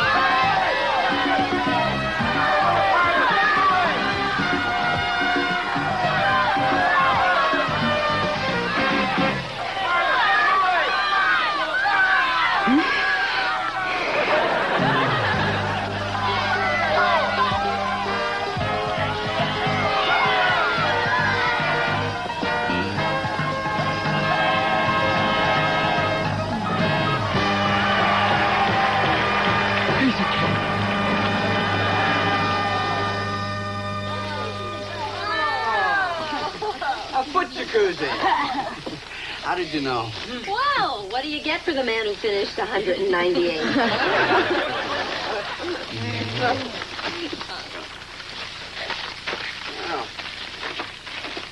what do we have here? It's a poem I wrote for you. It rhymes and everything. You want to hear it? Well, of course I do. My Dad by Kelly J. Cleaver. My dad was born after World War II. His eyes are very, very blue. When I was young, he read me Tom Sawyer. He makes a good living because he's a lawyer. Other kids think their dads are king, but mine's the best, and I'm not lying. My dad, my daddy, my pop, my father, my friend, my... Kelly, honey, I'm sure your father would love to hear this again when he wakes up. Don't worry. He did the same thing after the Springfield game. That's when he was in his prime. Let's give out some presents to the father that's awake. Yeah, Dad. Open mine first. Yeah, Dad. Open Kip's first. Happy Father's Day, Dad. Oh, thanks, Kip. Let's see, what is this? Hey, endangered species cologne. You know, that's terrific. You really didn't have to do this. Big deal. Happy Father's Day, Dad. Ah, thanks, son. Oliver, you have something for your father. I hope. Oh, yeah. I guess I sort of do.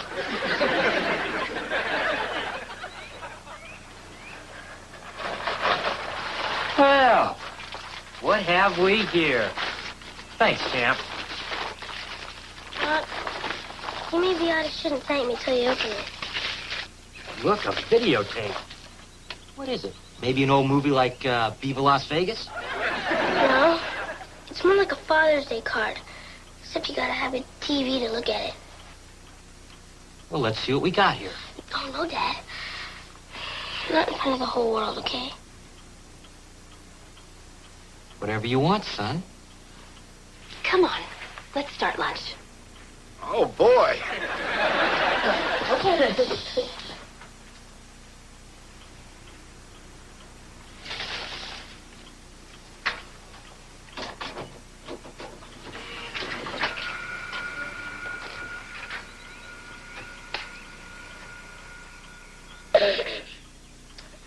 Hi, Dad. Hang on, Ollie. It's all blurry. Ready, set, go. Hi, Dad. It's me, your son, Oliver Cleaver. And the reason I'm doing this is because you got a right to know what kind of a rat your kid is. Because only a real rat wouldn't come up with a gift for his dad on Father's Day. It's not like he didn't have a chance or anything. Grandma lended me the money, and I blew it all on junk like ice cream. And this.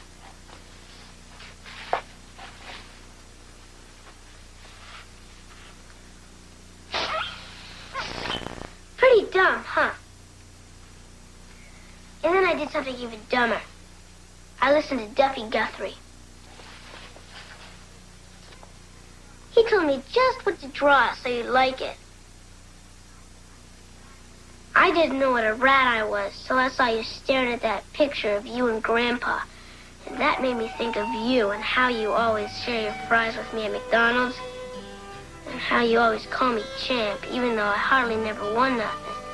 And that whole Saturday we spent looking for a four-leaf clover. And when we come home at night, I always pretend to fall asleep in the car, because nothing feels nicer than when you carry me upstairs and put me into bed. And, Dad, even though I did goof up, could we still be friends? Because I sure love you a lot. Okay?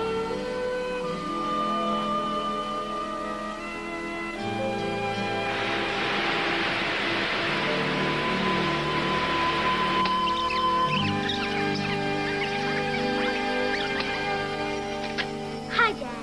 It's me, your son, Oliver Cleaver. And the reason I'm doing this is because you got a right to know what kind of a rat your kid is.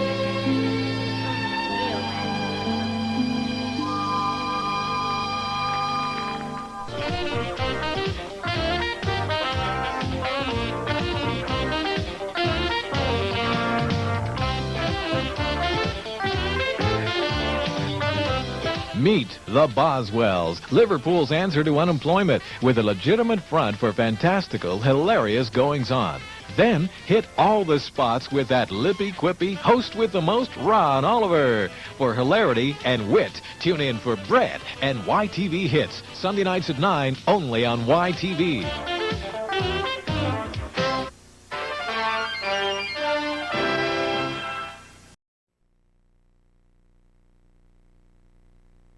Leave it to Beaver. When I get back, you better not be here. What a kidder. Oh, Mrs. Cleaver, would it be any trouble to heat up the syrup again? How could she do this to me, Cap? You're a creep.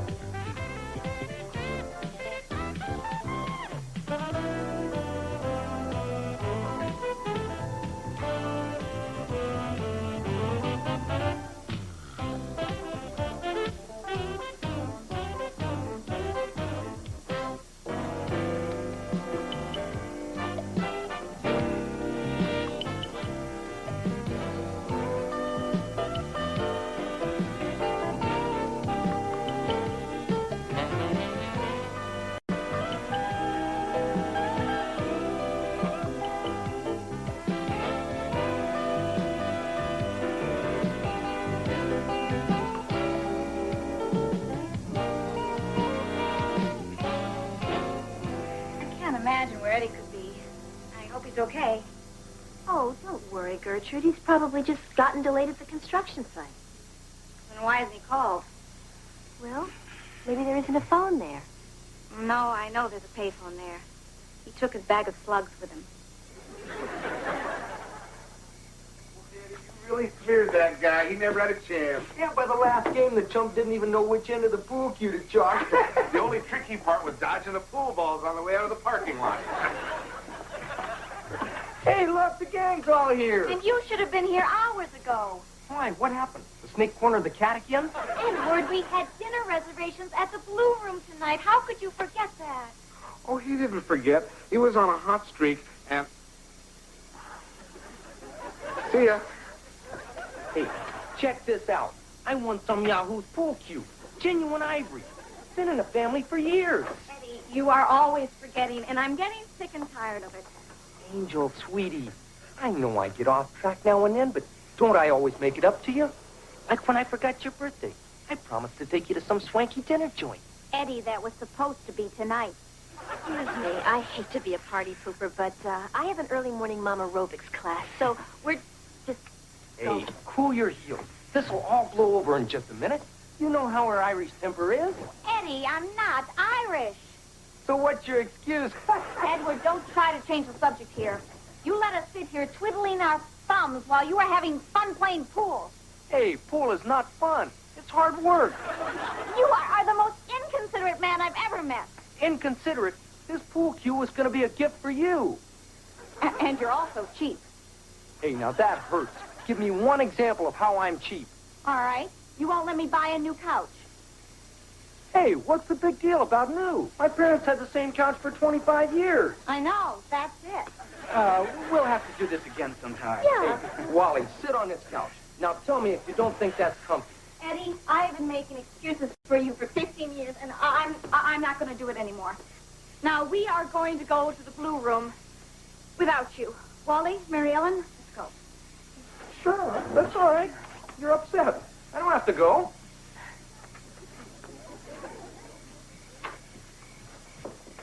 Hey, bring me back a New York steak. Well done. I mean, scorch it. And don't order mine until your food comes, so it'll be warm when you get home. Eddie, you don't understand. When I get back, you better not be here. Sure. And this time, I mean it. What a kidder. Oh, please, no more. You're spoiling me. Eat up, Eddie. You've been through a lot. Yeah, I guess you're right. I never did get my dinner last night.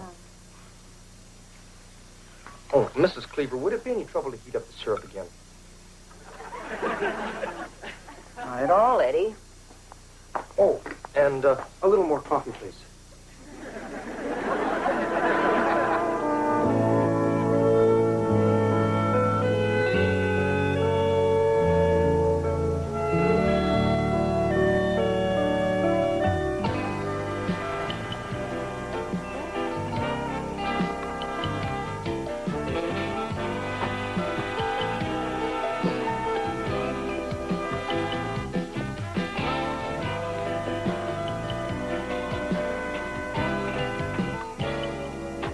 I'm home.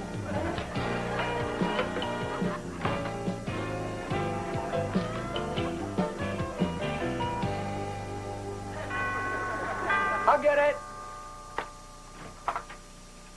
Freddie, what are you doing here? She throw you out too? Yeah, mi casa es tu casa. Actually, sir, you might say I've come in the role of goodwill ambassador. Yeah, she finally cracked, huh? Didn't have the nerve to come over here and throw herself at my feet, so she sent you.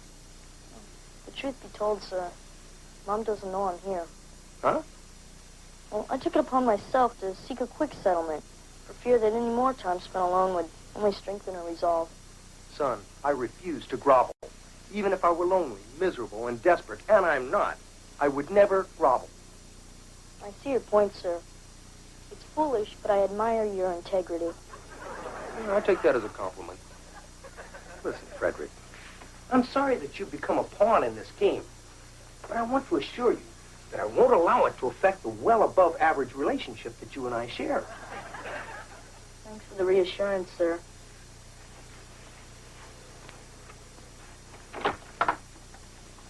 Perhaps as a weekend father, you'll see fit to take me to the zoo. Son, I'll take you to the horse races. You'll see animals in their natural habitat.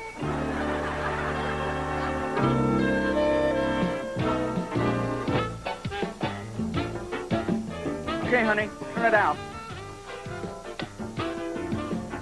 Dad, how come you're putting a yellow light bulb out here? Well, honey, because the yellow light keeps the bugs away. So why don't you put them in the house where the bugs fight us? Well, I guess it's just my sense of fair play. Hi, Wally. Hi, Eddie. Hi, Mr. Haskell. Hey, Kelly. How'd you like to run down to the corner for a double-dip chocolate cone? Yeah, sure. Great. Hey, here's a couple of bucks. Get something for yourself while you're down there.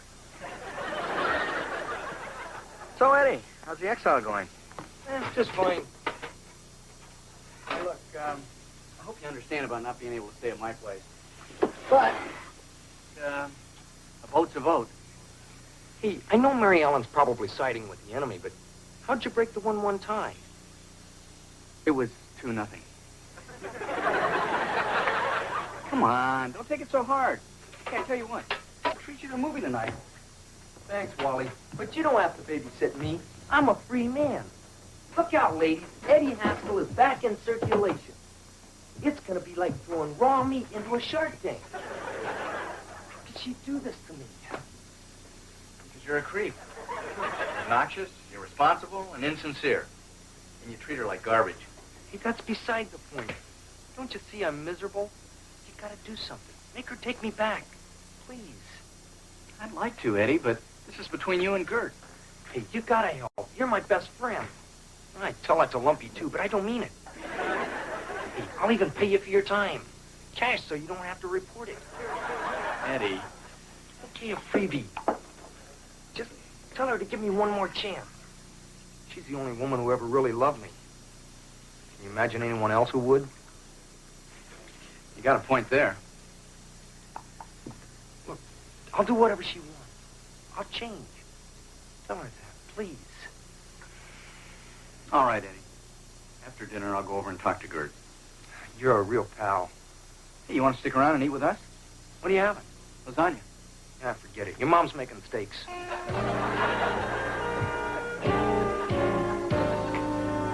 Isn't going to be easy. Okay, Gert, that's only 9 good reasons. I asked for 10. All right.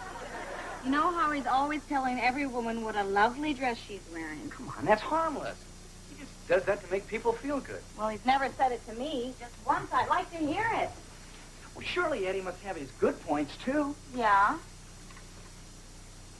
He can fix the plumbing around the house. Well, I know there's some other things. I wrote them down once. Gert, he loves you. He loves himself more. Eddie'll promise to take me out, and then Lumpy'll stop by with tickets to the wrestling matches, and then Eddie's gone.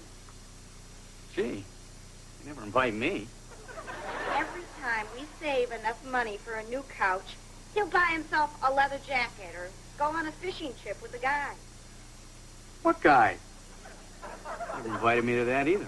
Well, you see, Wally, he even does it to you, one of his best friends. You know, I am his best friend. And that's why I came by tonight. To ask what it would take for you to give him one last chance. Well, he'd have to totally change. He'd have to be a completely different person that just happens to look like Eddie. Kurt, I honestly believe Eddie would do anything to save his family. So come on, please. Come over to dinner tomorrow night. See for yourself. Wally, I appreciate what you're trying to do, but I just can't see him right now. I'm sorry. Okay, Kurt. I understand. If you change your mind, let me know. I will. Wally, thanks. I wonder when those guys went fishing. What do you say, Mom? Dad's a lovable old rogue. Let's say we give him another chance. The sink stopped up. Well, maybe one dinner wouldn't hurt. Mom, you won't regret this. Cut it out, sweetie. You're so jealous. You guys get that big lecture about being on our best behavior tonight? Yeah, not even check to make sure I match my socks. They must really want to get rid of Mr. Haskell. Hey! Why aren't you kids wearing ties? What do you think this is, a hayride? Oh, hi, kids. Eddie? Mrs. Cleaver, I was just commending the boys on their wardrobe selection. You don't look too bad yourself, Eddie. Oh, well, it's a big night for me. How come you didn't dress up? Eddie, your wife's coming over, not mine. Right. I'm sorry. I guess I'm just a little nervous. Oh, you don't have to be, Eddie. We're all pulling for you. I have no idea how hard we're all pulling for you. That's her, Beaver. I don't want to appear too anxious. Let her sweat it out a few minutes. Good evening, sir. Son. Son, look at you. You've grown since I've last seen you. Oh, come on, sir. It's scientifically Gert. Hi, Eddie. Hi, Gert. My, that's a lovely dress you're wearing. Thank you, Eddie. Good to see you, too. Then you'll take me back. Don't push it. Hi, Gert. Hi, come on in. Ready? Everything's ready. Hi, Gert.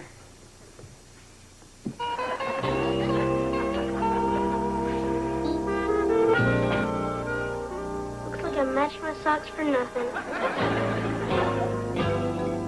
Freddie, I think your dad did pretty good during dinner.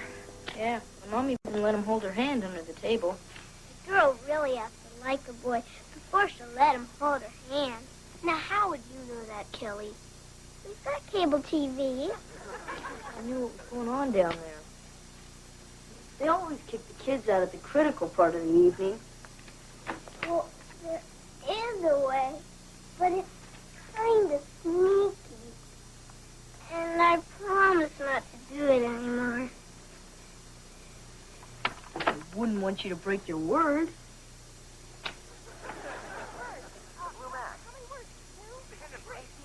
They crack.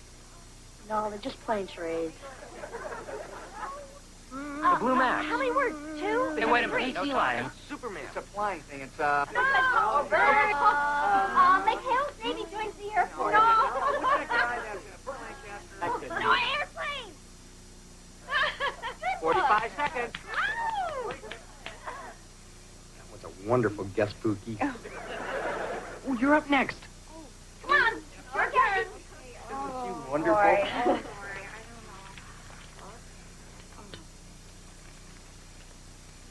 All right. A movie. Yes, a movie. And a book. Movie and a book. Three words. Second word. And, Second word. The second word is... Something awful. Yeah. Something really disgusting. A grotesque, hideous monster. Your mother.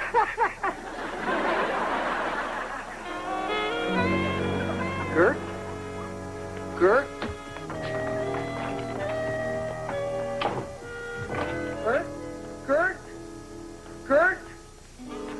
such a kidder. Oh, she is a... Gert! Gert! Thank you all for a lovely evening. Gert! Bye, Eddie. Kurt, let me in, please. Forget it, Eddie. I thought you really changed, but you haven't. Kurt, I was doing great for hours. And so I got off one good one. What's that compared to what we have together? Remember the first time we ever went out? Oh, how can I forget? I never expected to see you again after I filled out that police report. Then you kept writing and calling and having pizza delivered. Remember the heart-shaped one for Valentine's Day? Yeah. See, that was the sweet side of you. The side that cared about me. That's what made me want to marry you. And that's why you can't live without me, huh? I have for a long time now. Now, don't start saying things like that. It's not true. Eddie, you're not there for us. I think your family should come first, not Lumpy just because he has tickets to some boat show. I'll call him and cancel. He was coming by here tonight? Oh, Eddie! Hey, I didn't know how this was going to turn out. Look, Kurt, I know you're right. I've been impossible. Look, give me a month. If one little thing goes wrong, I'll throw myself out. Please. I don't know. Gertie. Gert. Sweetums. Honey. Give me 2 weeks. A fortnight.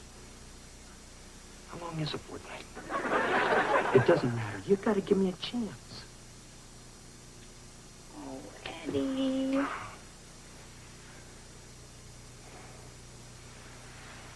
What's that? It's our new couch. Oh, how about that? Our new couch. Sure brightens up the room. Go ahead, try it. No, not tonight. I just want to stand here and look at it for a while. You know me. I never even held Freddie for 6, 7 months after he was born. Oh, come on, you're being silly. Hey, pretty comfy. Yeah, you just put the remote control right there. You're all set for the weekend. And you want to know the best part? You didn't sell the waterbed, did you? Never. This couch was reduced to $700. $700 for this slab of cement? Oh, so now it's a slab of cement. What happened to the guy who was begging for another chance? He just found out his wife blew the down payment on his Winnebago. Ed, you are the most selfish man who's ever lived. That's it, Gertrude. I thought I could be a different person for you, but I can't. This is the way I am, and if you don't like it, then I'm saddling up for good. Happy trails, Eddie. That's it, Gertrude. I'm leaving. I'm opening the door. I got 1 foot on the porch. I'm closing the door for the last time.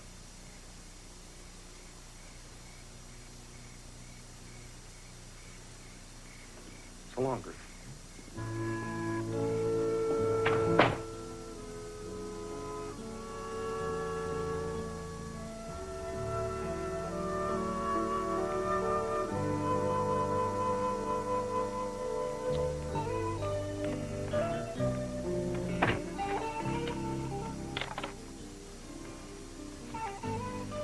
You're really not coming after me, are you? No? In that case, we can talk.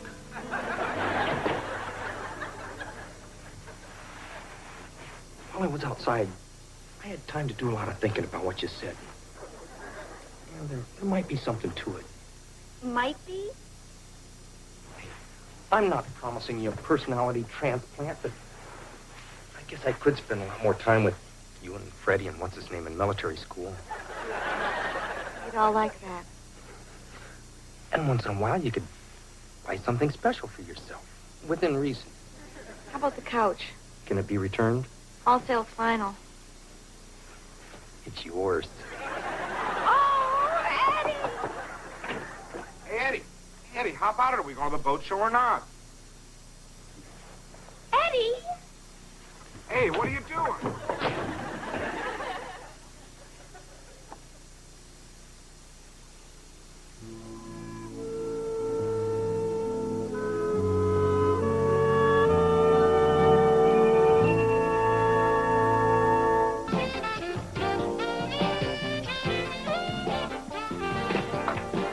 Hello, Freddie. Good afternoon, ma'am. Well, what's this? A small token to express my gratitude to the entire Cleaver clan for helping bring harmony to the Haskell home. Well, that's very nice, Freddie. Oh, please. It's the least I could do for all the pain you must have suffered during my father's exile.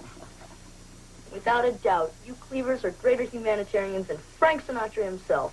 Henry, there he is. There's the boy who ruined my flower bed. I'd best be off.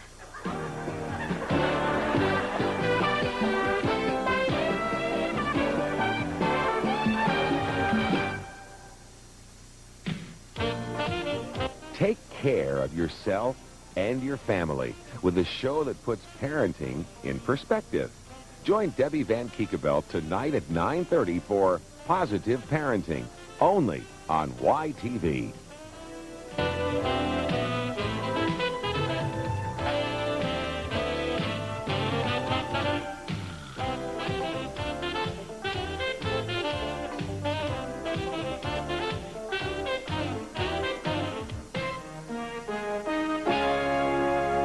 A Quintex production. To Beaver. Suddenly I feel so elegant. Could I try them on? Oh, no, honey, not these. These are Grandma's anniversary pearls. Suddenly I feel so elegant. Your mother's pearls are missing. That's impossible. Pearls don't just disappear.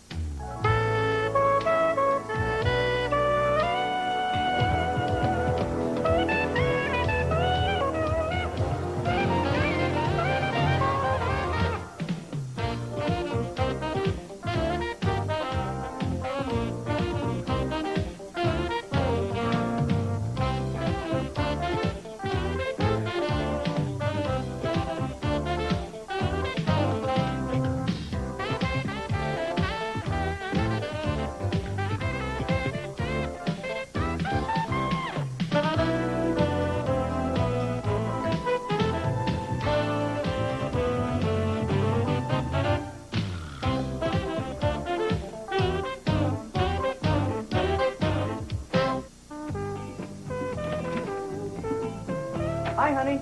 I'm home. Hi. Just put the flowers in the vase in the dining room table. How'd you know I bought flowers? Because you snapped at me this morning before you left. Hey, look, I may have some patterns, but I'm not that predictable. In that case, you probably didn't buy 6 irises, 2 daffodils, and just to show how much you love me, 1 bird of paradise. Not even close. Oh, well, I love them anyway. Hi. So, tough day for the mommy-to-be? Oh, no. Once I got Kelly off to school, I finished with the laundry and the shopping, and then I shampooed the rug and put dinner in the oven. And then I sat down for 5 minutes to work on that article I'm writing on how to fill your spare time. Oh, I want to read that when you get finished with it. Well, sure, if you don't mind waiting a year or two. Careful, honey. Kelly! Kelly, get down here. Wally, she's not home. She's at gymnastics. Why does she have to park her bike in the house? Maybe she wants to avoid another one of your responsibility lectures. Oh, honey, it's her first new bike. Yeah, well, I know this bike means a lot to her, but don't you think chaining it to the living room is a little bit extreme? Oh, you're one to talk. Remember when you bought your Corvette, you practically wanted to sleep with it. In it, not with it. Why, there he is. You know what? Oh, you look great today. Oh, okay, Lumpy, you go ahead and tell him. No, you tell him. No, you go ahead. No, you. Come on, Lumpy, go ahead. No, you. He's your brother. No, go ahead, you tell him. Now, wait a minute. What did you guys do? Hit my car? Better. What would you say if I told you that you had been named Mayfield Chamber of Commerce Man of the Year? Me? Man of the Year? With your name engraved on a plaque at the City Hall snack bar. Not to mention a year's free dry cleaning at Barney's. Did you hear that, honey? They've chosen me Man of the Year. That's wonderful. So proud of you. But I could have sworn we'd just gotten an invitation to go to that awards banquet honoring Phil Davenport as Man of the Year. Well, actually, Mary Ellen, Phil can't accept the award due to a technicality. Yeah, technically he's dead. Well, look, Wally, if it makes any difference, we're on the selection committee. And you ran Phil a very close second, even when he was alive. Come on, guys, I couldn't accept that award. Everybody's coming to honor him. It's time you took your rightful place in the community. And it's good for business. And you're desperate for a replacement. Exactly. You know, we've only got a couple days. I tell you what, I'll think about it. Great. But I have to know now if you want the chicken or the fish. I'll have whatever Phil ordered. He would have wanted it that way.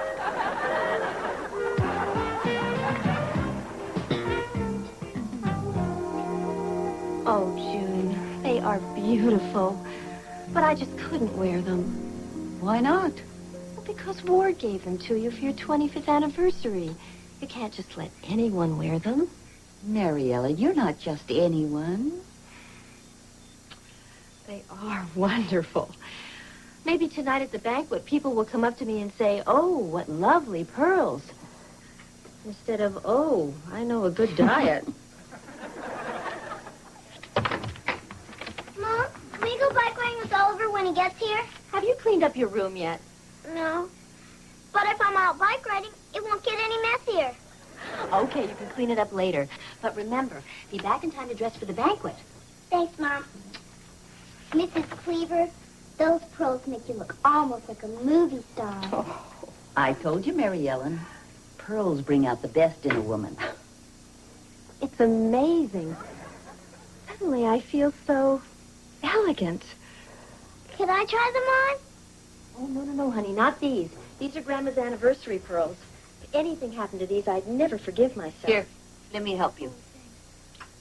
Here you go. Mrs. Cleaver, you aren't going to wear those shoes, are you? No, Peggy, I just thought I'd throw them out at the end of the day. That must be the dry cleaners. Wally's left his tuxedo till the last minute. Too bad the free dry cleaning doesn't start until tomorrow. They're gone. Let's try them on. I better not. You heard what my mom said. You know, she said you couldn't wear them. But she didn't say anything about holding them up to your neck. No, I guess she didn't.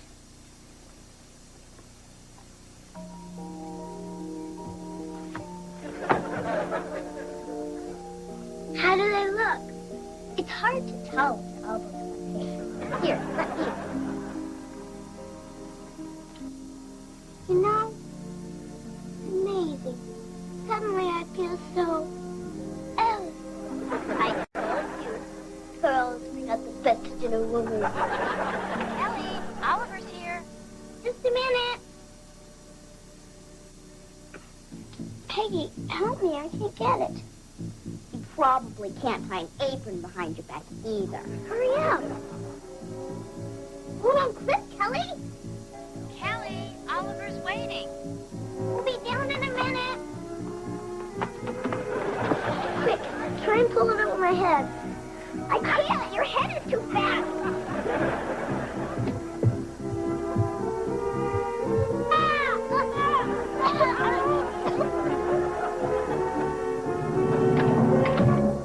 What were you two doing up here?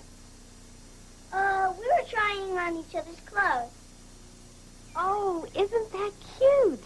You're wearing Peggy's top, and I'm wearing your grandma's pearls. And I'm wearing Kip's underpants. But don't tell him.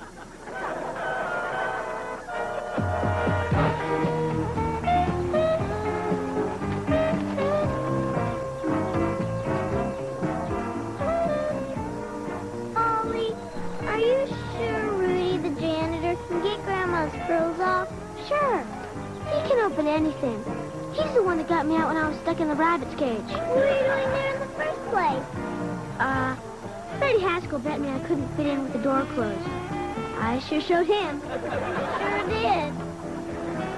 Ollie, I gotta stop a second. Peggy's sweatshirt's too hot.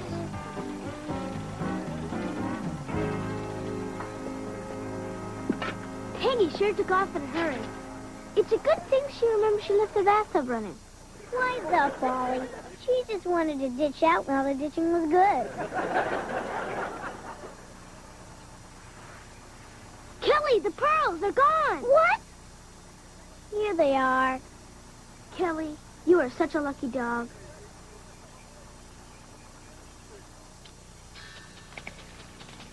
Stop those pearls! Come on, let's get him!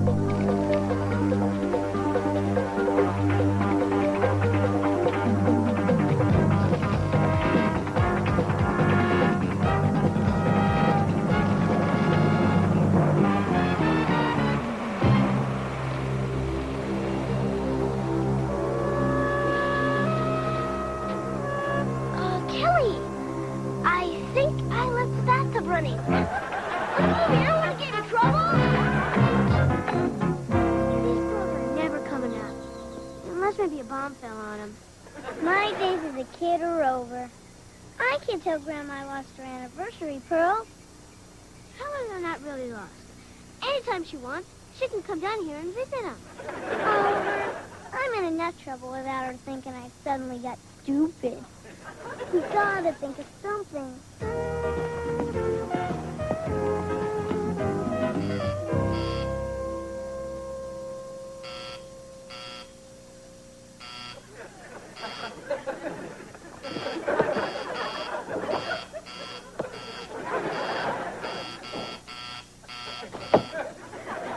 Oh, come on. When I grow up, I'm gonna get one of those for my room. Look at all these crummy green and red stones. Wow! A gold Mickey Mouse watch. Now that's beautiful. Children, hands off the glass. Oh, sorry. Are you perhaps shopping for an engagement ring? Heck no. We don't even like each other all the time. Oh, pity. And then why have you singled me out among all the other merchants in the street?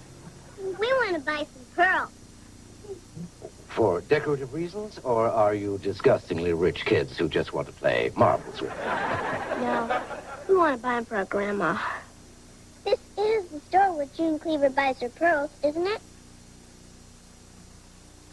You are June Cleaver's grandchildren?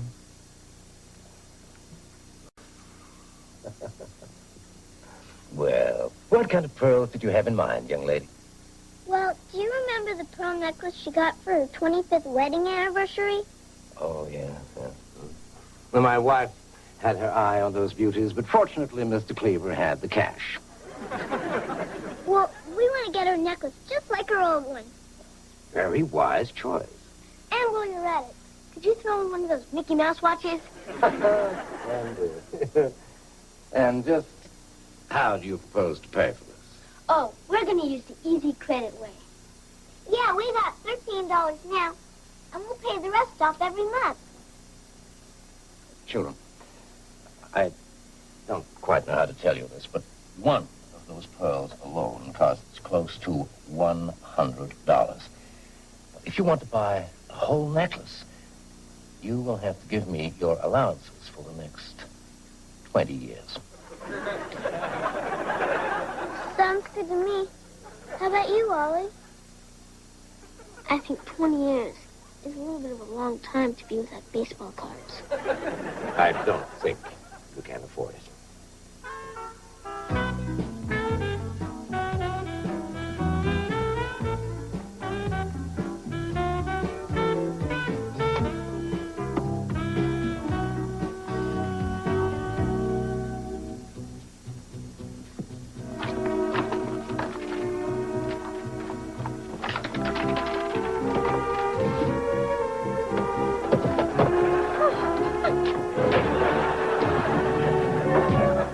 Although the United States wasn't the first country to put a man in space, we are still the greatest nation in the world.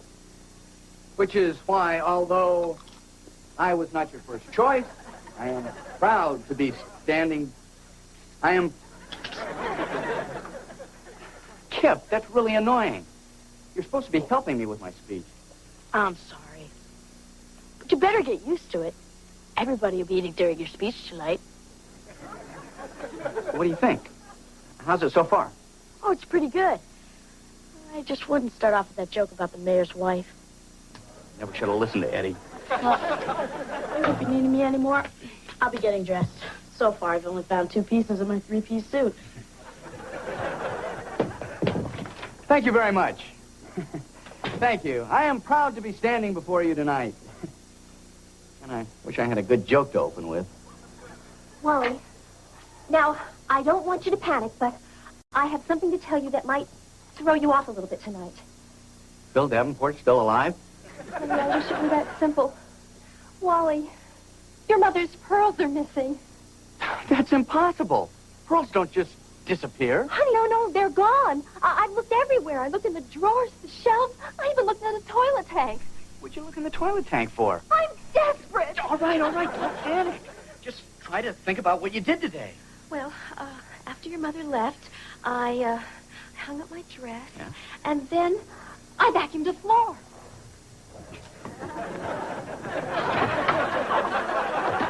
Honey, how do you think your mother will react? Did you ever lose anything that was important to her? Yeah, but Beaver found his way home eventually.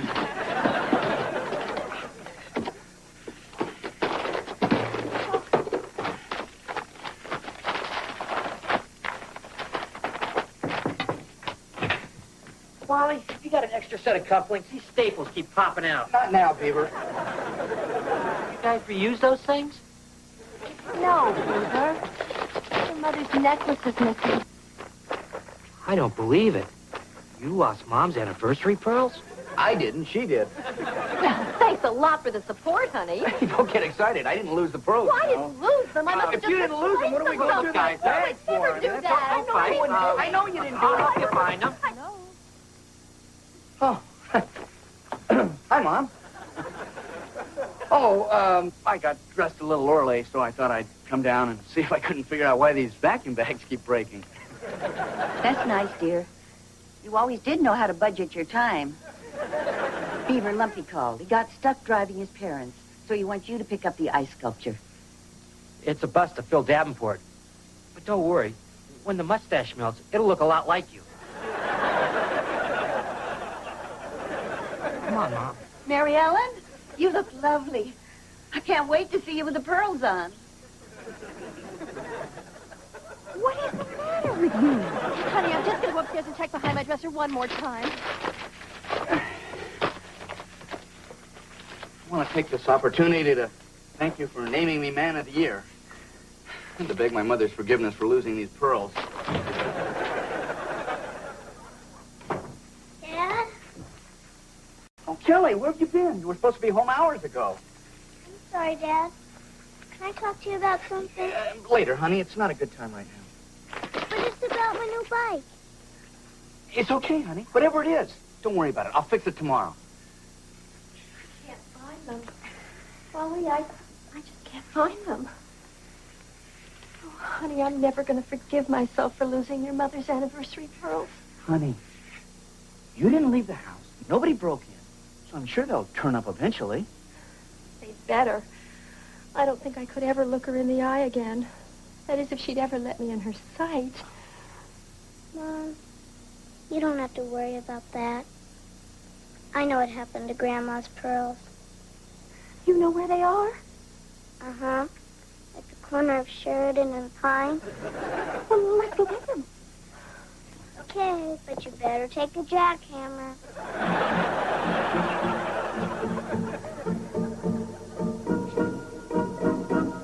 When we got to the bottom of the hill, a steamroller came along and scrunched him into the pavement real good.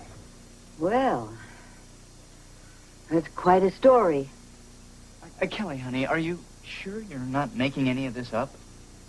Dad, if I were going to make something up, I wouldn't make myself look so stupid. Yeah, she's got a point. Well, young lady, what are we going to do with you? I wouldn't blame you for grounding me for life. Well, I don't know what that would accomplish. Me neither. But I'm willing to try. Grandma, I never meant for anything bad to happen to your pearls. Well, of course you didn't. I just wanted to try them on so bad. They look so beautiful, and they made Mom so happy when you loaned them to her. And when I couldn't get them off, I felt awful because Mom told me not to wear them. That must have been very hard for you. Yeah, but not as hard as when they got squashed. Grandma, I know you'll never forgive me or come to my graduation or nothing. But I bought you something anyway. And it's the best I could do before I become a lawyer or an astronaut.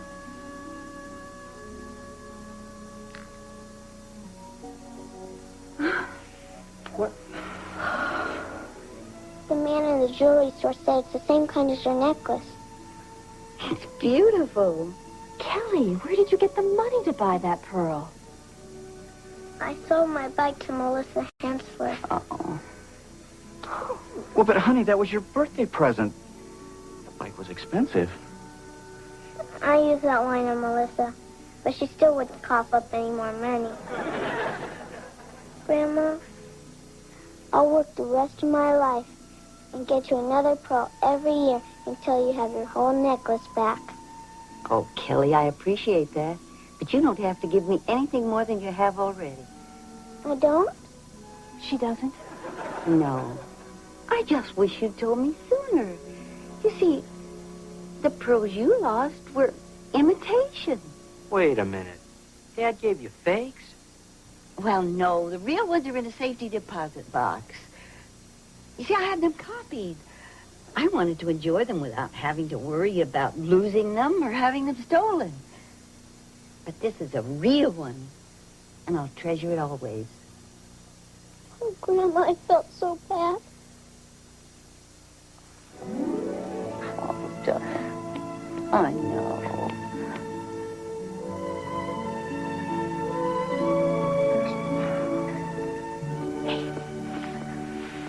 You better get ready. You know we're going to be late for your father's big night.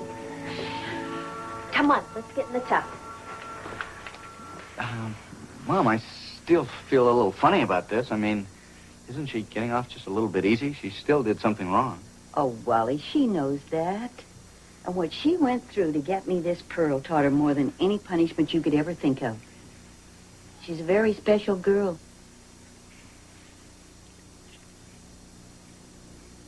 Thank you very much, ladies and gentlemen. I'd like to tell you a very funny story about my wife, my daughter, and my mother. How about that, Mom? What a lucky break, those pearls being imitation. No, Beaver. They weren't.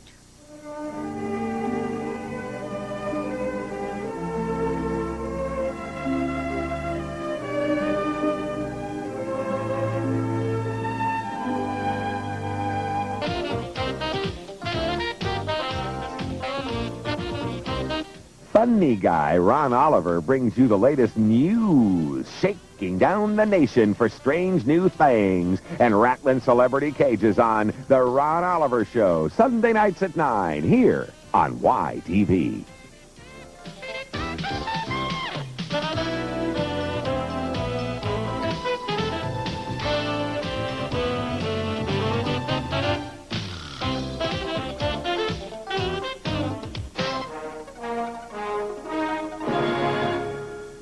Hey, Quinn. Beaver, there are going to be a lot of changes when you go to Mayfield High. The teachers are all out to flunk you. Because if they don't meet their quota, they don't get paid. I'm gonna miss you, buddy. Yeah, I'll miss you too. Excuse me, young lady.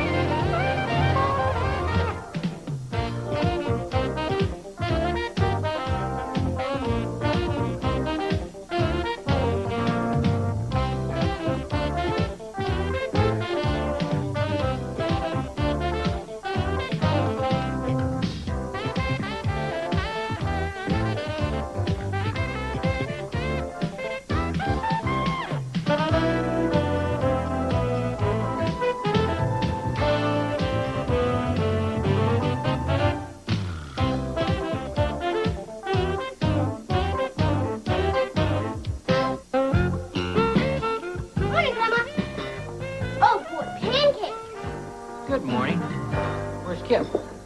He's still combing his hair, but he won't be down for a while.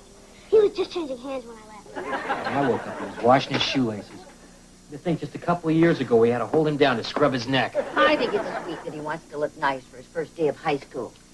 Dad, when I'm Kip's age, is it okay if I dress like a pig as long as I get good grades? Sure. Einstein was no snappy dresser. Good morning, everybody. Well, don't you look nice? Oh, this? I just grabbed the first thing I found in the drawer. Come on, sit down. Breakfast is all ready.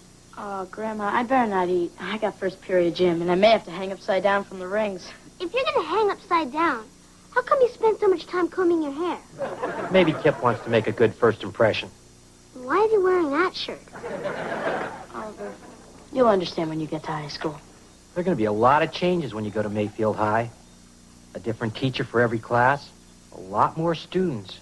And they even have a coach who isn't somebody's father. Which reminds me, Dad, I need you to sign this permission form so I can try out for soccer.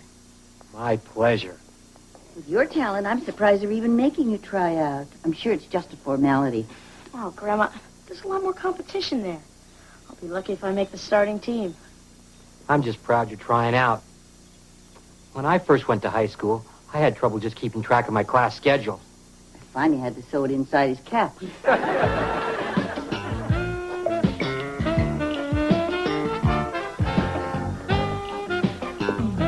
Mama, what's taking Dad so long up there? It's already 7:42. I can't be late. Now, honey, you have half an hour. It's only your first day of school, not the raid on Aunt Teddy. You don't understand. If I'm there late, I'll have to sit next to Tammy Burns, the drooler. Oh, yes, I remember your birthday party. Honey, remember when I told you that I couldn't shave any faster? I was right. Mary Ellen, can I borrow your car keys? Am I blocking you? No, we're trading cars. Lumpy's car was stolen again. I gotta pick up JJ. Well, honey, I can't drive your Corvette. Well, sure you can. I added your name to the insurance this year. Why? Do I look like I'm in any condition to drive a sports car? But the Corvette doesn't have a back seat. Where's JJ gonna sit? Tired of the hood. Just get me a school. Oh, Kelly, please. Can't you just switch cars with Beaver? The way he drives? Okay, Wally. No problem. Take my car. I'll hitchhike. Shouldn't take too long for an expectant woman to get a ride. Look, Mary Ellen, it's not my fault the vet only comes with 2 seats. Well, maybe it's time you got rid of that expensive toy and bought something more practical, huh? Forget it. I'll switch with Mom. At least she doesn't ride the clutch like Beaver does. Sitting next to the drooler won't be so bad. I'll just wear a raincoat every day.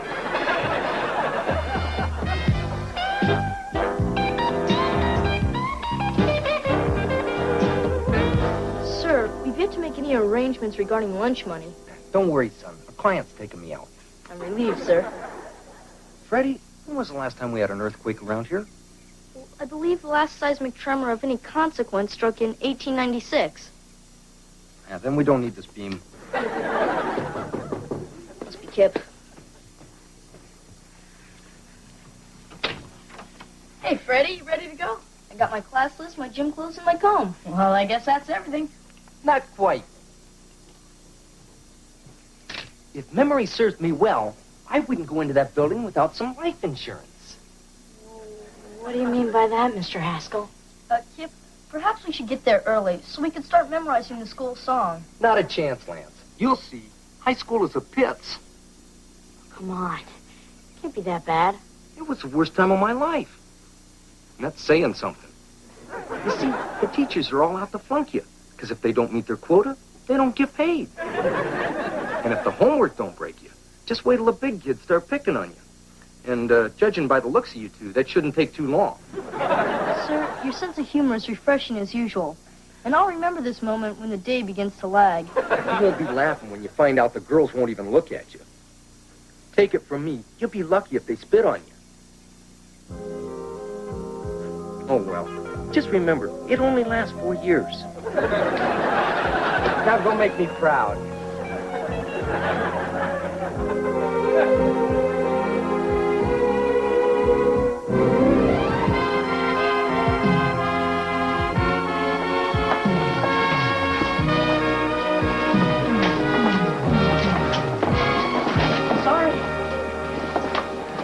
Suddenly, I wish I was Dennis Kowalski. The guy who got left back? Exactly. Come on, snap out of it, guy. This is a great place. If you get a permission slip, they let you go off campus for lunch. Hey, that sounds pretty good. And look how tall the drinking fountains are. And they have payphones, so you can make crank calls between classes. I'm telling you, this place could be paradise. Maybe so. Maybe so. Hey, you know what, Freddie? I think we're starting to fit in. Sure. I'm telling you, there's nothing to it. We're gonna be okay here. As long as we stick together. Sure, Sam. We're a team. Yeah. Well, here it is, in 114, our homeroom. No, we're in 132. I guess they gave us different homerooms. Well, that's not fair. How could they do that to us? Well, obviously they assign homerooms by good looks, and you didn't make the cut. No, don't worry. I'm sure we have some classes together. Just one. History. What a shame. I already planned to ditch that one most of the year. I'm gonna miss you, buddy. Yeah, I'll miss you too. Excuse me, young lady. Allow me to examine your desk so you won't be frightened by any offensive graffiti.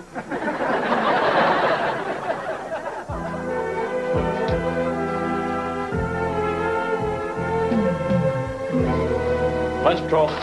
Gotta inspect all food coming into this school. Hey, give it back. Sorry, it's for your own protection. You don't want to cause an epidemic. Uh-oh. What's this? Tuna.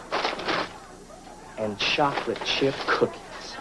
I better get this stuff right to the lab. Oh, come on, guys. Lay off. Hey, we'd like to, but you got some illegal stuff there, fella. We'll probably let you off easy and not report you this time. Hey, you bring your lunch to school every day? Yeah? Good. We'll see you tomorrow. Catch you later.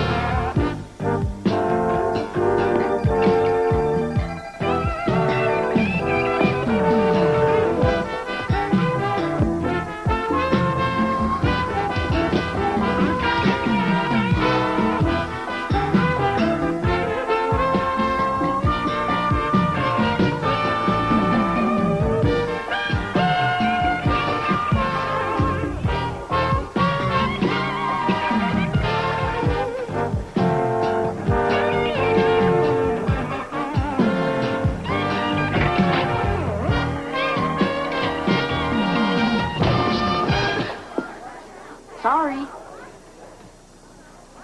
Oh, Tracy, it's you. Hi, Kip. Am I glad to see a friendly face? I almost didn't recognize you. You've grown so much since June.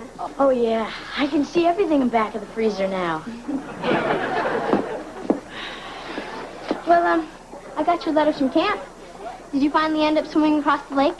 Well, I would have. But on my last day, I had to stop and rescue these guys in an overturned canoe. Oh, wow. Let's see, I got fourth period lunch. How about you? Yeah, me too. Maybe you and I could, tomorrow. Ah! Ronnie! Tracy, you look great. I haven't seen you since your brother's pool party. Yeah, that was some great party. My dad almost had to resign from the force. Come on. Let me give you a guided tour around our campus. Who's that guy? Oh, nobody.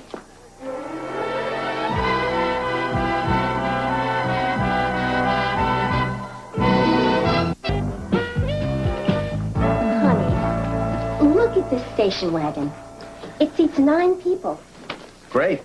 I can take the Detroit Tigers out for dinner. I'd settle for you being able to take Kelly and a friend to a junior chipmunk meeting. Listen, honey, I'm trying to keep an open mind about this whole thing, but look at those cars. So boring, square. Look, there's even one that's called a box. I want something with style, flair, excitement. I know. You prefer a car that seats 2, can't start half the time, can't drive in the rain, and gets 7 miles to the gallon. 12 on the highway. I know you love that car. I love it too. But our lives have changed. It just doesn't fit our needs anymore. Well, I suppose I could pick up a moderately priced sedan with 4 doors, air conditioning, and a clock that works. Really? Sure. I'll just keep the vet for weekends and occasional rallies. It's just simple mathematics. We can't afford 3 cars, 2 kids, and 1 house. How attached are you to Kelly? Honey, that was a joke. Remember those? Of course I'm being silly. Of course my family means more to me than a hunk of metal on wheels. But maybe we should wait till next year's models come out.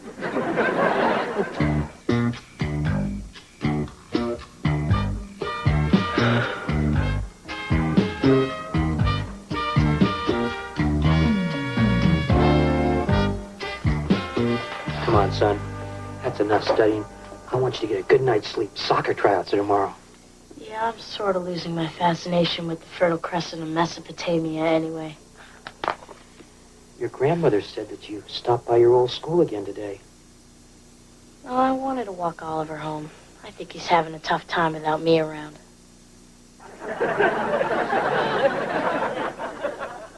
Well, that's nice of you, son, but he's a pretty tough little fella. I think maybe you ought to concentrate on your new school. Are you making any friends? Well, sure. In fact, I met these 2 guys who could hardly wait to have lunch with me tomorrow. Great, son. But now you better hit the sack. I want you to show them what you're made of tomorrow at tryouts.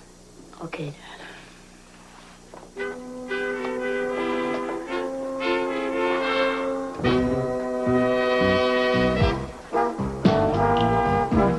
¿Qué pasa, Pele? Oh, nothing much, Freddie. Hey, want to try out for soccer with me? No time for that sweaty kid stuff. I'm on my way to computer club. We tied into the computer at Mayfield Savings and found out how much everybody has in the bank.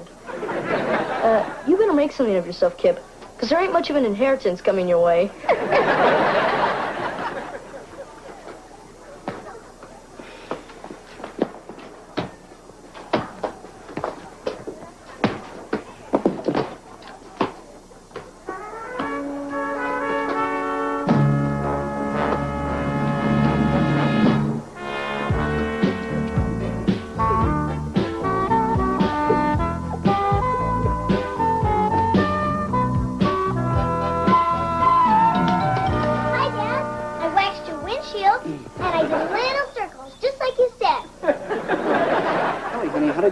The windshield. Oh, it was easy. I stood on the hood. Well, you do good work, honey, but, I'll tell you what we really need. You want me to wax the seat? No, I was thinking more like maybe some ice-cold lemonade. Oh, I get it. I didn't do a good job. Oh, honey, you did a perfect job. It's just that, I feel a little nervous about letting a perfect stranger test drive my car. Oh, I understand, Dad. I felt the same way the night JJ slept over and she borrowed my toothbrush.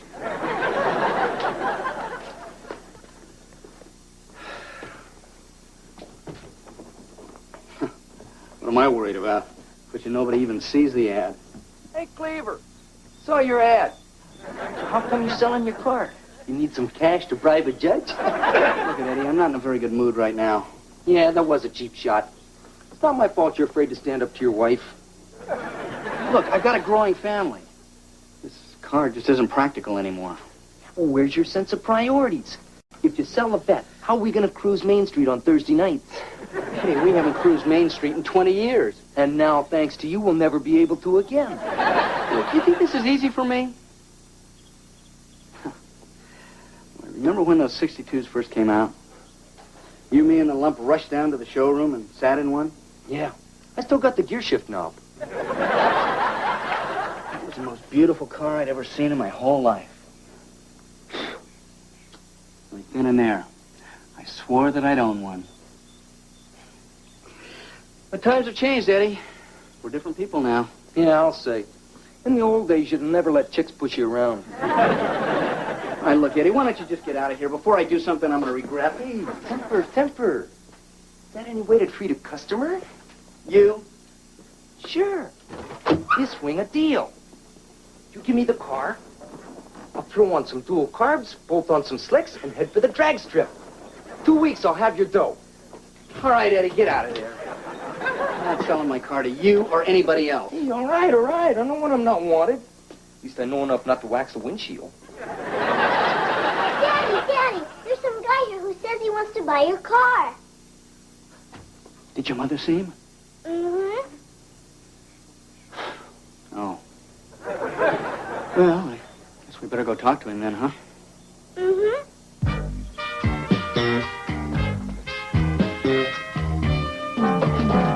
Beaver, there's a kid out there and he's serious. He wants to buy my car. What'll I do? Well, if you pretend like you don't want to sell it, you can drive the price up. But I don't want to sell it. Hey, that's very convincing. Keep that up and you'll make a killing. Beaver, I don't want to make a killing. I just want to keep my car. Yeah, and I want Oliver to chew his food before he swallows it. That's life. Beaver, you don't understand. When I was in high school, I had 2 dreams. One was to own a Corvette, and the other was to marry a beautiful blonde. Now the beautiful blonde wants me to sell the Corvette. You can forget about dreams. When the new baby comes, you won't even have time to sleep. Look at that guy out there, sitting in my car. Huh. I bet he couldn't be older than 25 years old. Well, you know, there's only one way a kid like that gets that kind of money, and I am not going to be party to it. Wally, you and I are brothers, and we can say things in an honest and sensitive way that other people couldn't even express to one another. You're acting like a real baby. I am not. R2. I am not. Okay, so I have a boyish quality. Isn't that what people like about Johnny Carson? As I remember, Mr. Carson has been married several times. Dad, Grandma, what do you see, Kip? Kip! What happened? Kip, are you all right? What's the matter? It's nothing. I guess I was in such a hurry to get to soccer trounce. I tripped coming down the stairs. Pretty stupid, huh? No! Really stupid. Go get an ice bag, will you? Okay. But promise to call me if he starts passing out. I'll be the first to know. Come on, let's get the weight off that ankle. Thanks. Let's sit down over here and get your leg up. Be careful of his foot now.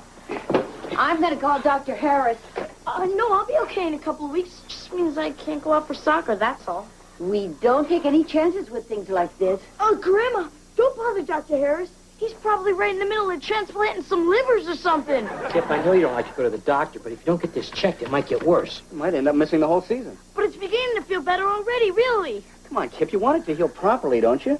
This is June Cleaver calling. Could I speak to Dr. Harris, please? Okay, fine. I made the whole thing up. See? My leg's fine. Dr. Harris?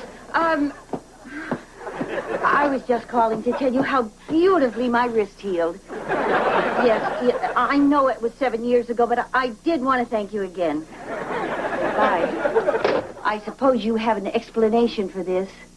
Sorta. Well, son? Oh, you want to hear it too? Kip. Well, you see, I got to the gym, and I was ready to go in. You wouldn't understand. Try us. I don't even understand. I guess I'm just not good enough for the team. How would you know if you didn't even try out?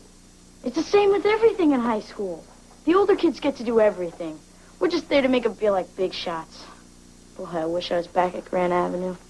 Grand Avenue? First day you went there, I practically had to drag you into the classroom. All you wanted was to go back to your old school. But after the first couple of weeks, you were having the time of your life.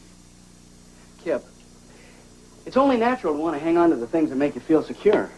But, like your father just reminded me, there comes a time in your life when you have to grow up. Gotta let go of the past and move on to new challenges, whether it's trying to fit into a bigger school or a bigger car. What if I don't make it? Then you're no worse off than you are now. But if you do make it, you'll really have accomplished something. Come on, what do you say, son? Well, if I hurry, I bet you I could be there before tryouts are over. Hey, that's great. I'll take you. I've got some great excuses for being late. Hey, wait a second. You don't want to forget these. Thanks, Uncle Wally. Hi, Marianne. Hi. Wally, I've stalled that kid with lemonade, pretzels, and cookies. Now, are you going to show him the car, or am I going to set another place at the dinner table? I'm ready, Mary Ellen. It's time for me to get rid of that gas guzzler and get something else. So,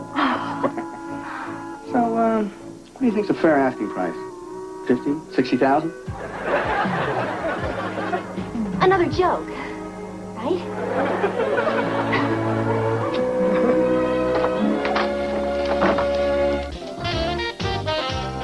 Would you trust the word of an angel who has heavenly eyes for your wife? Cary Grant, David Niven, and Loretta Young star in The Bishop's Wife, Sunday at 2 on YTV at the Movies.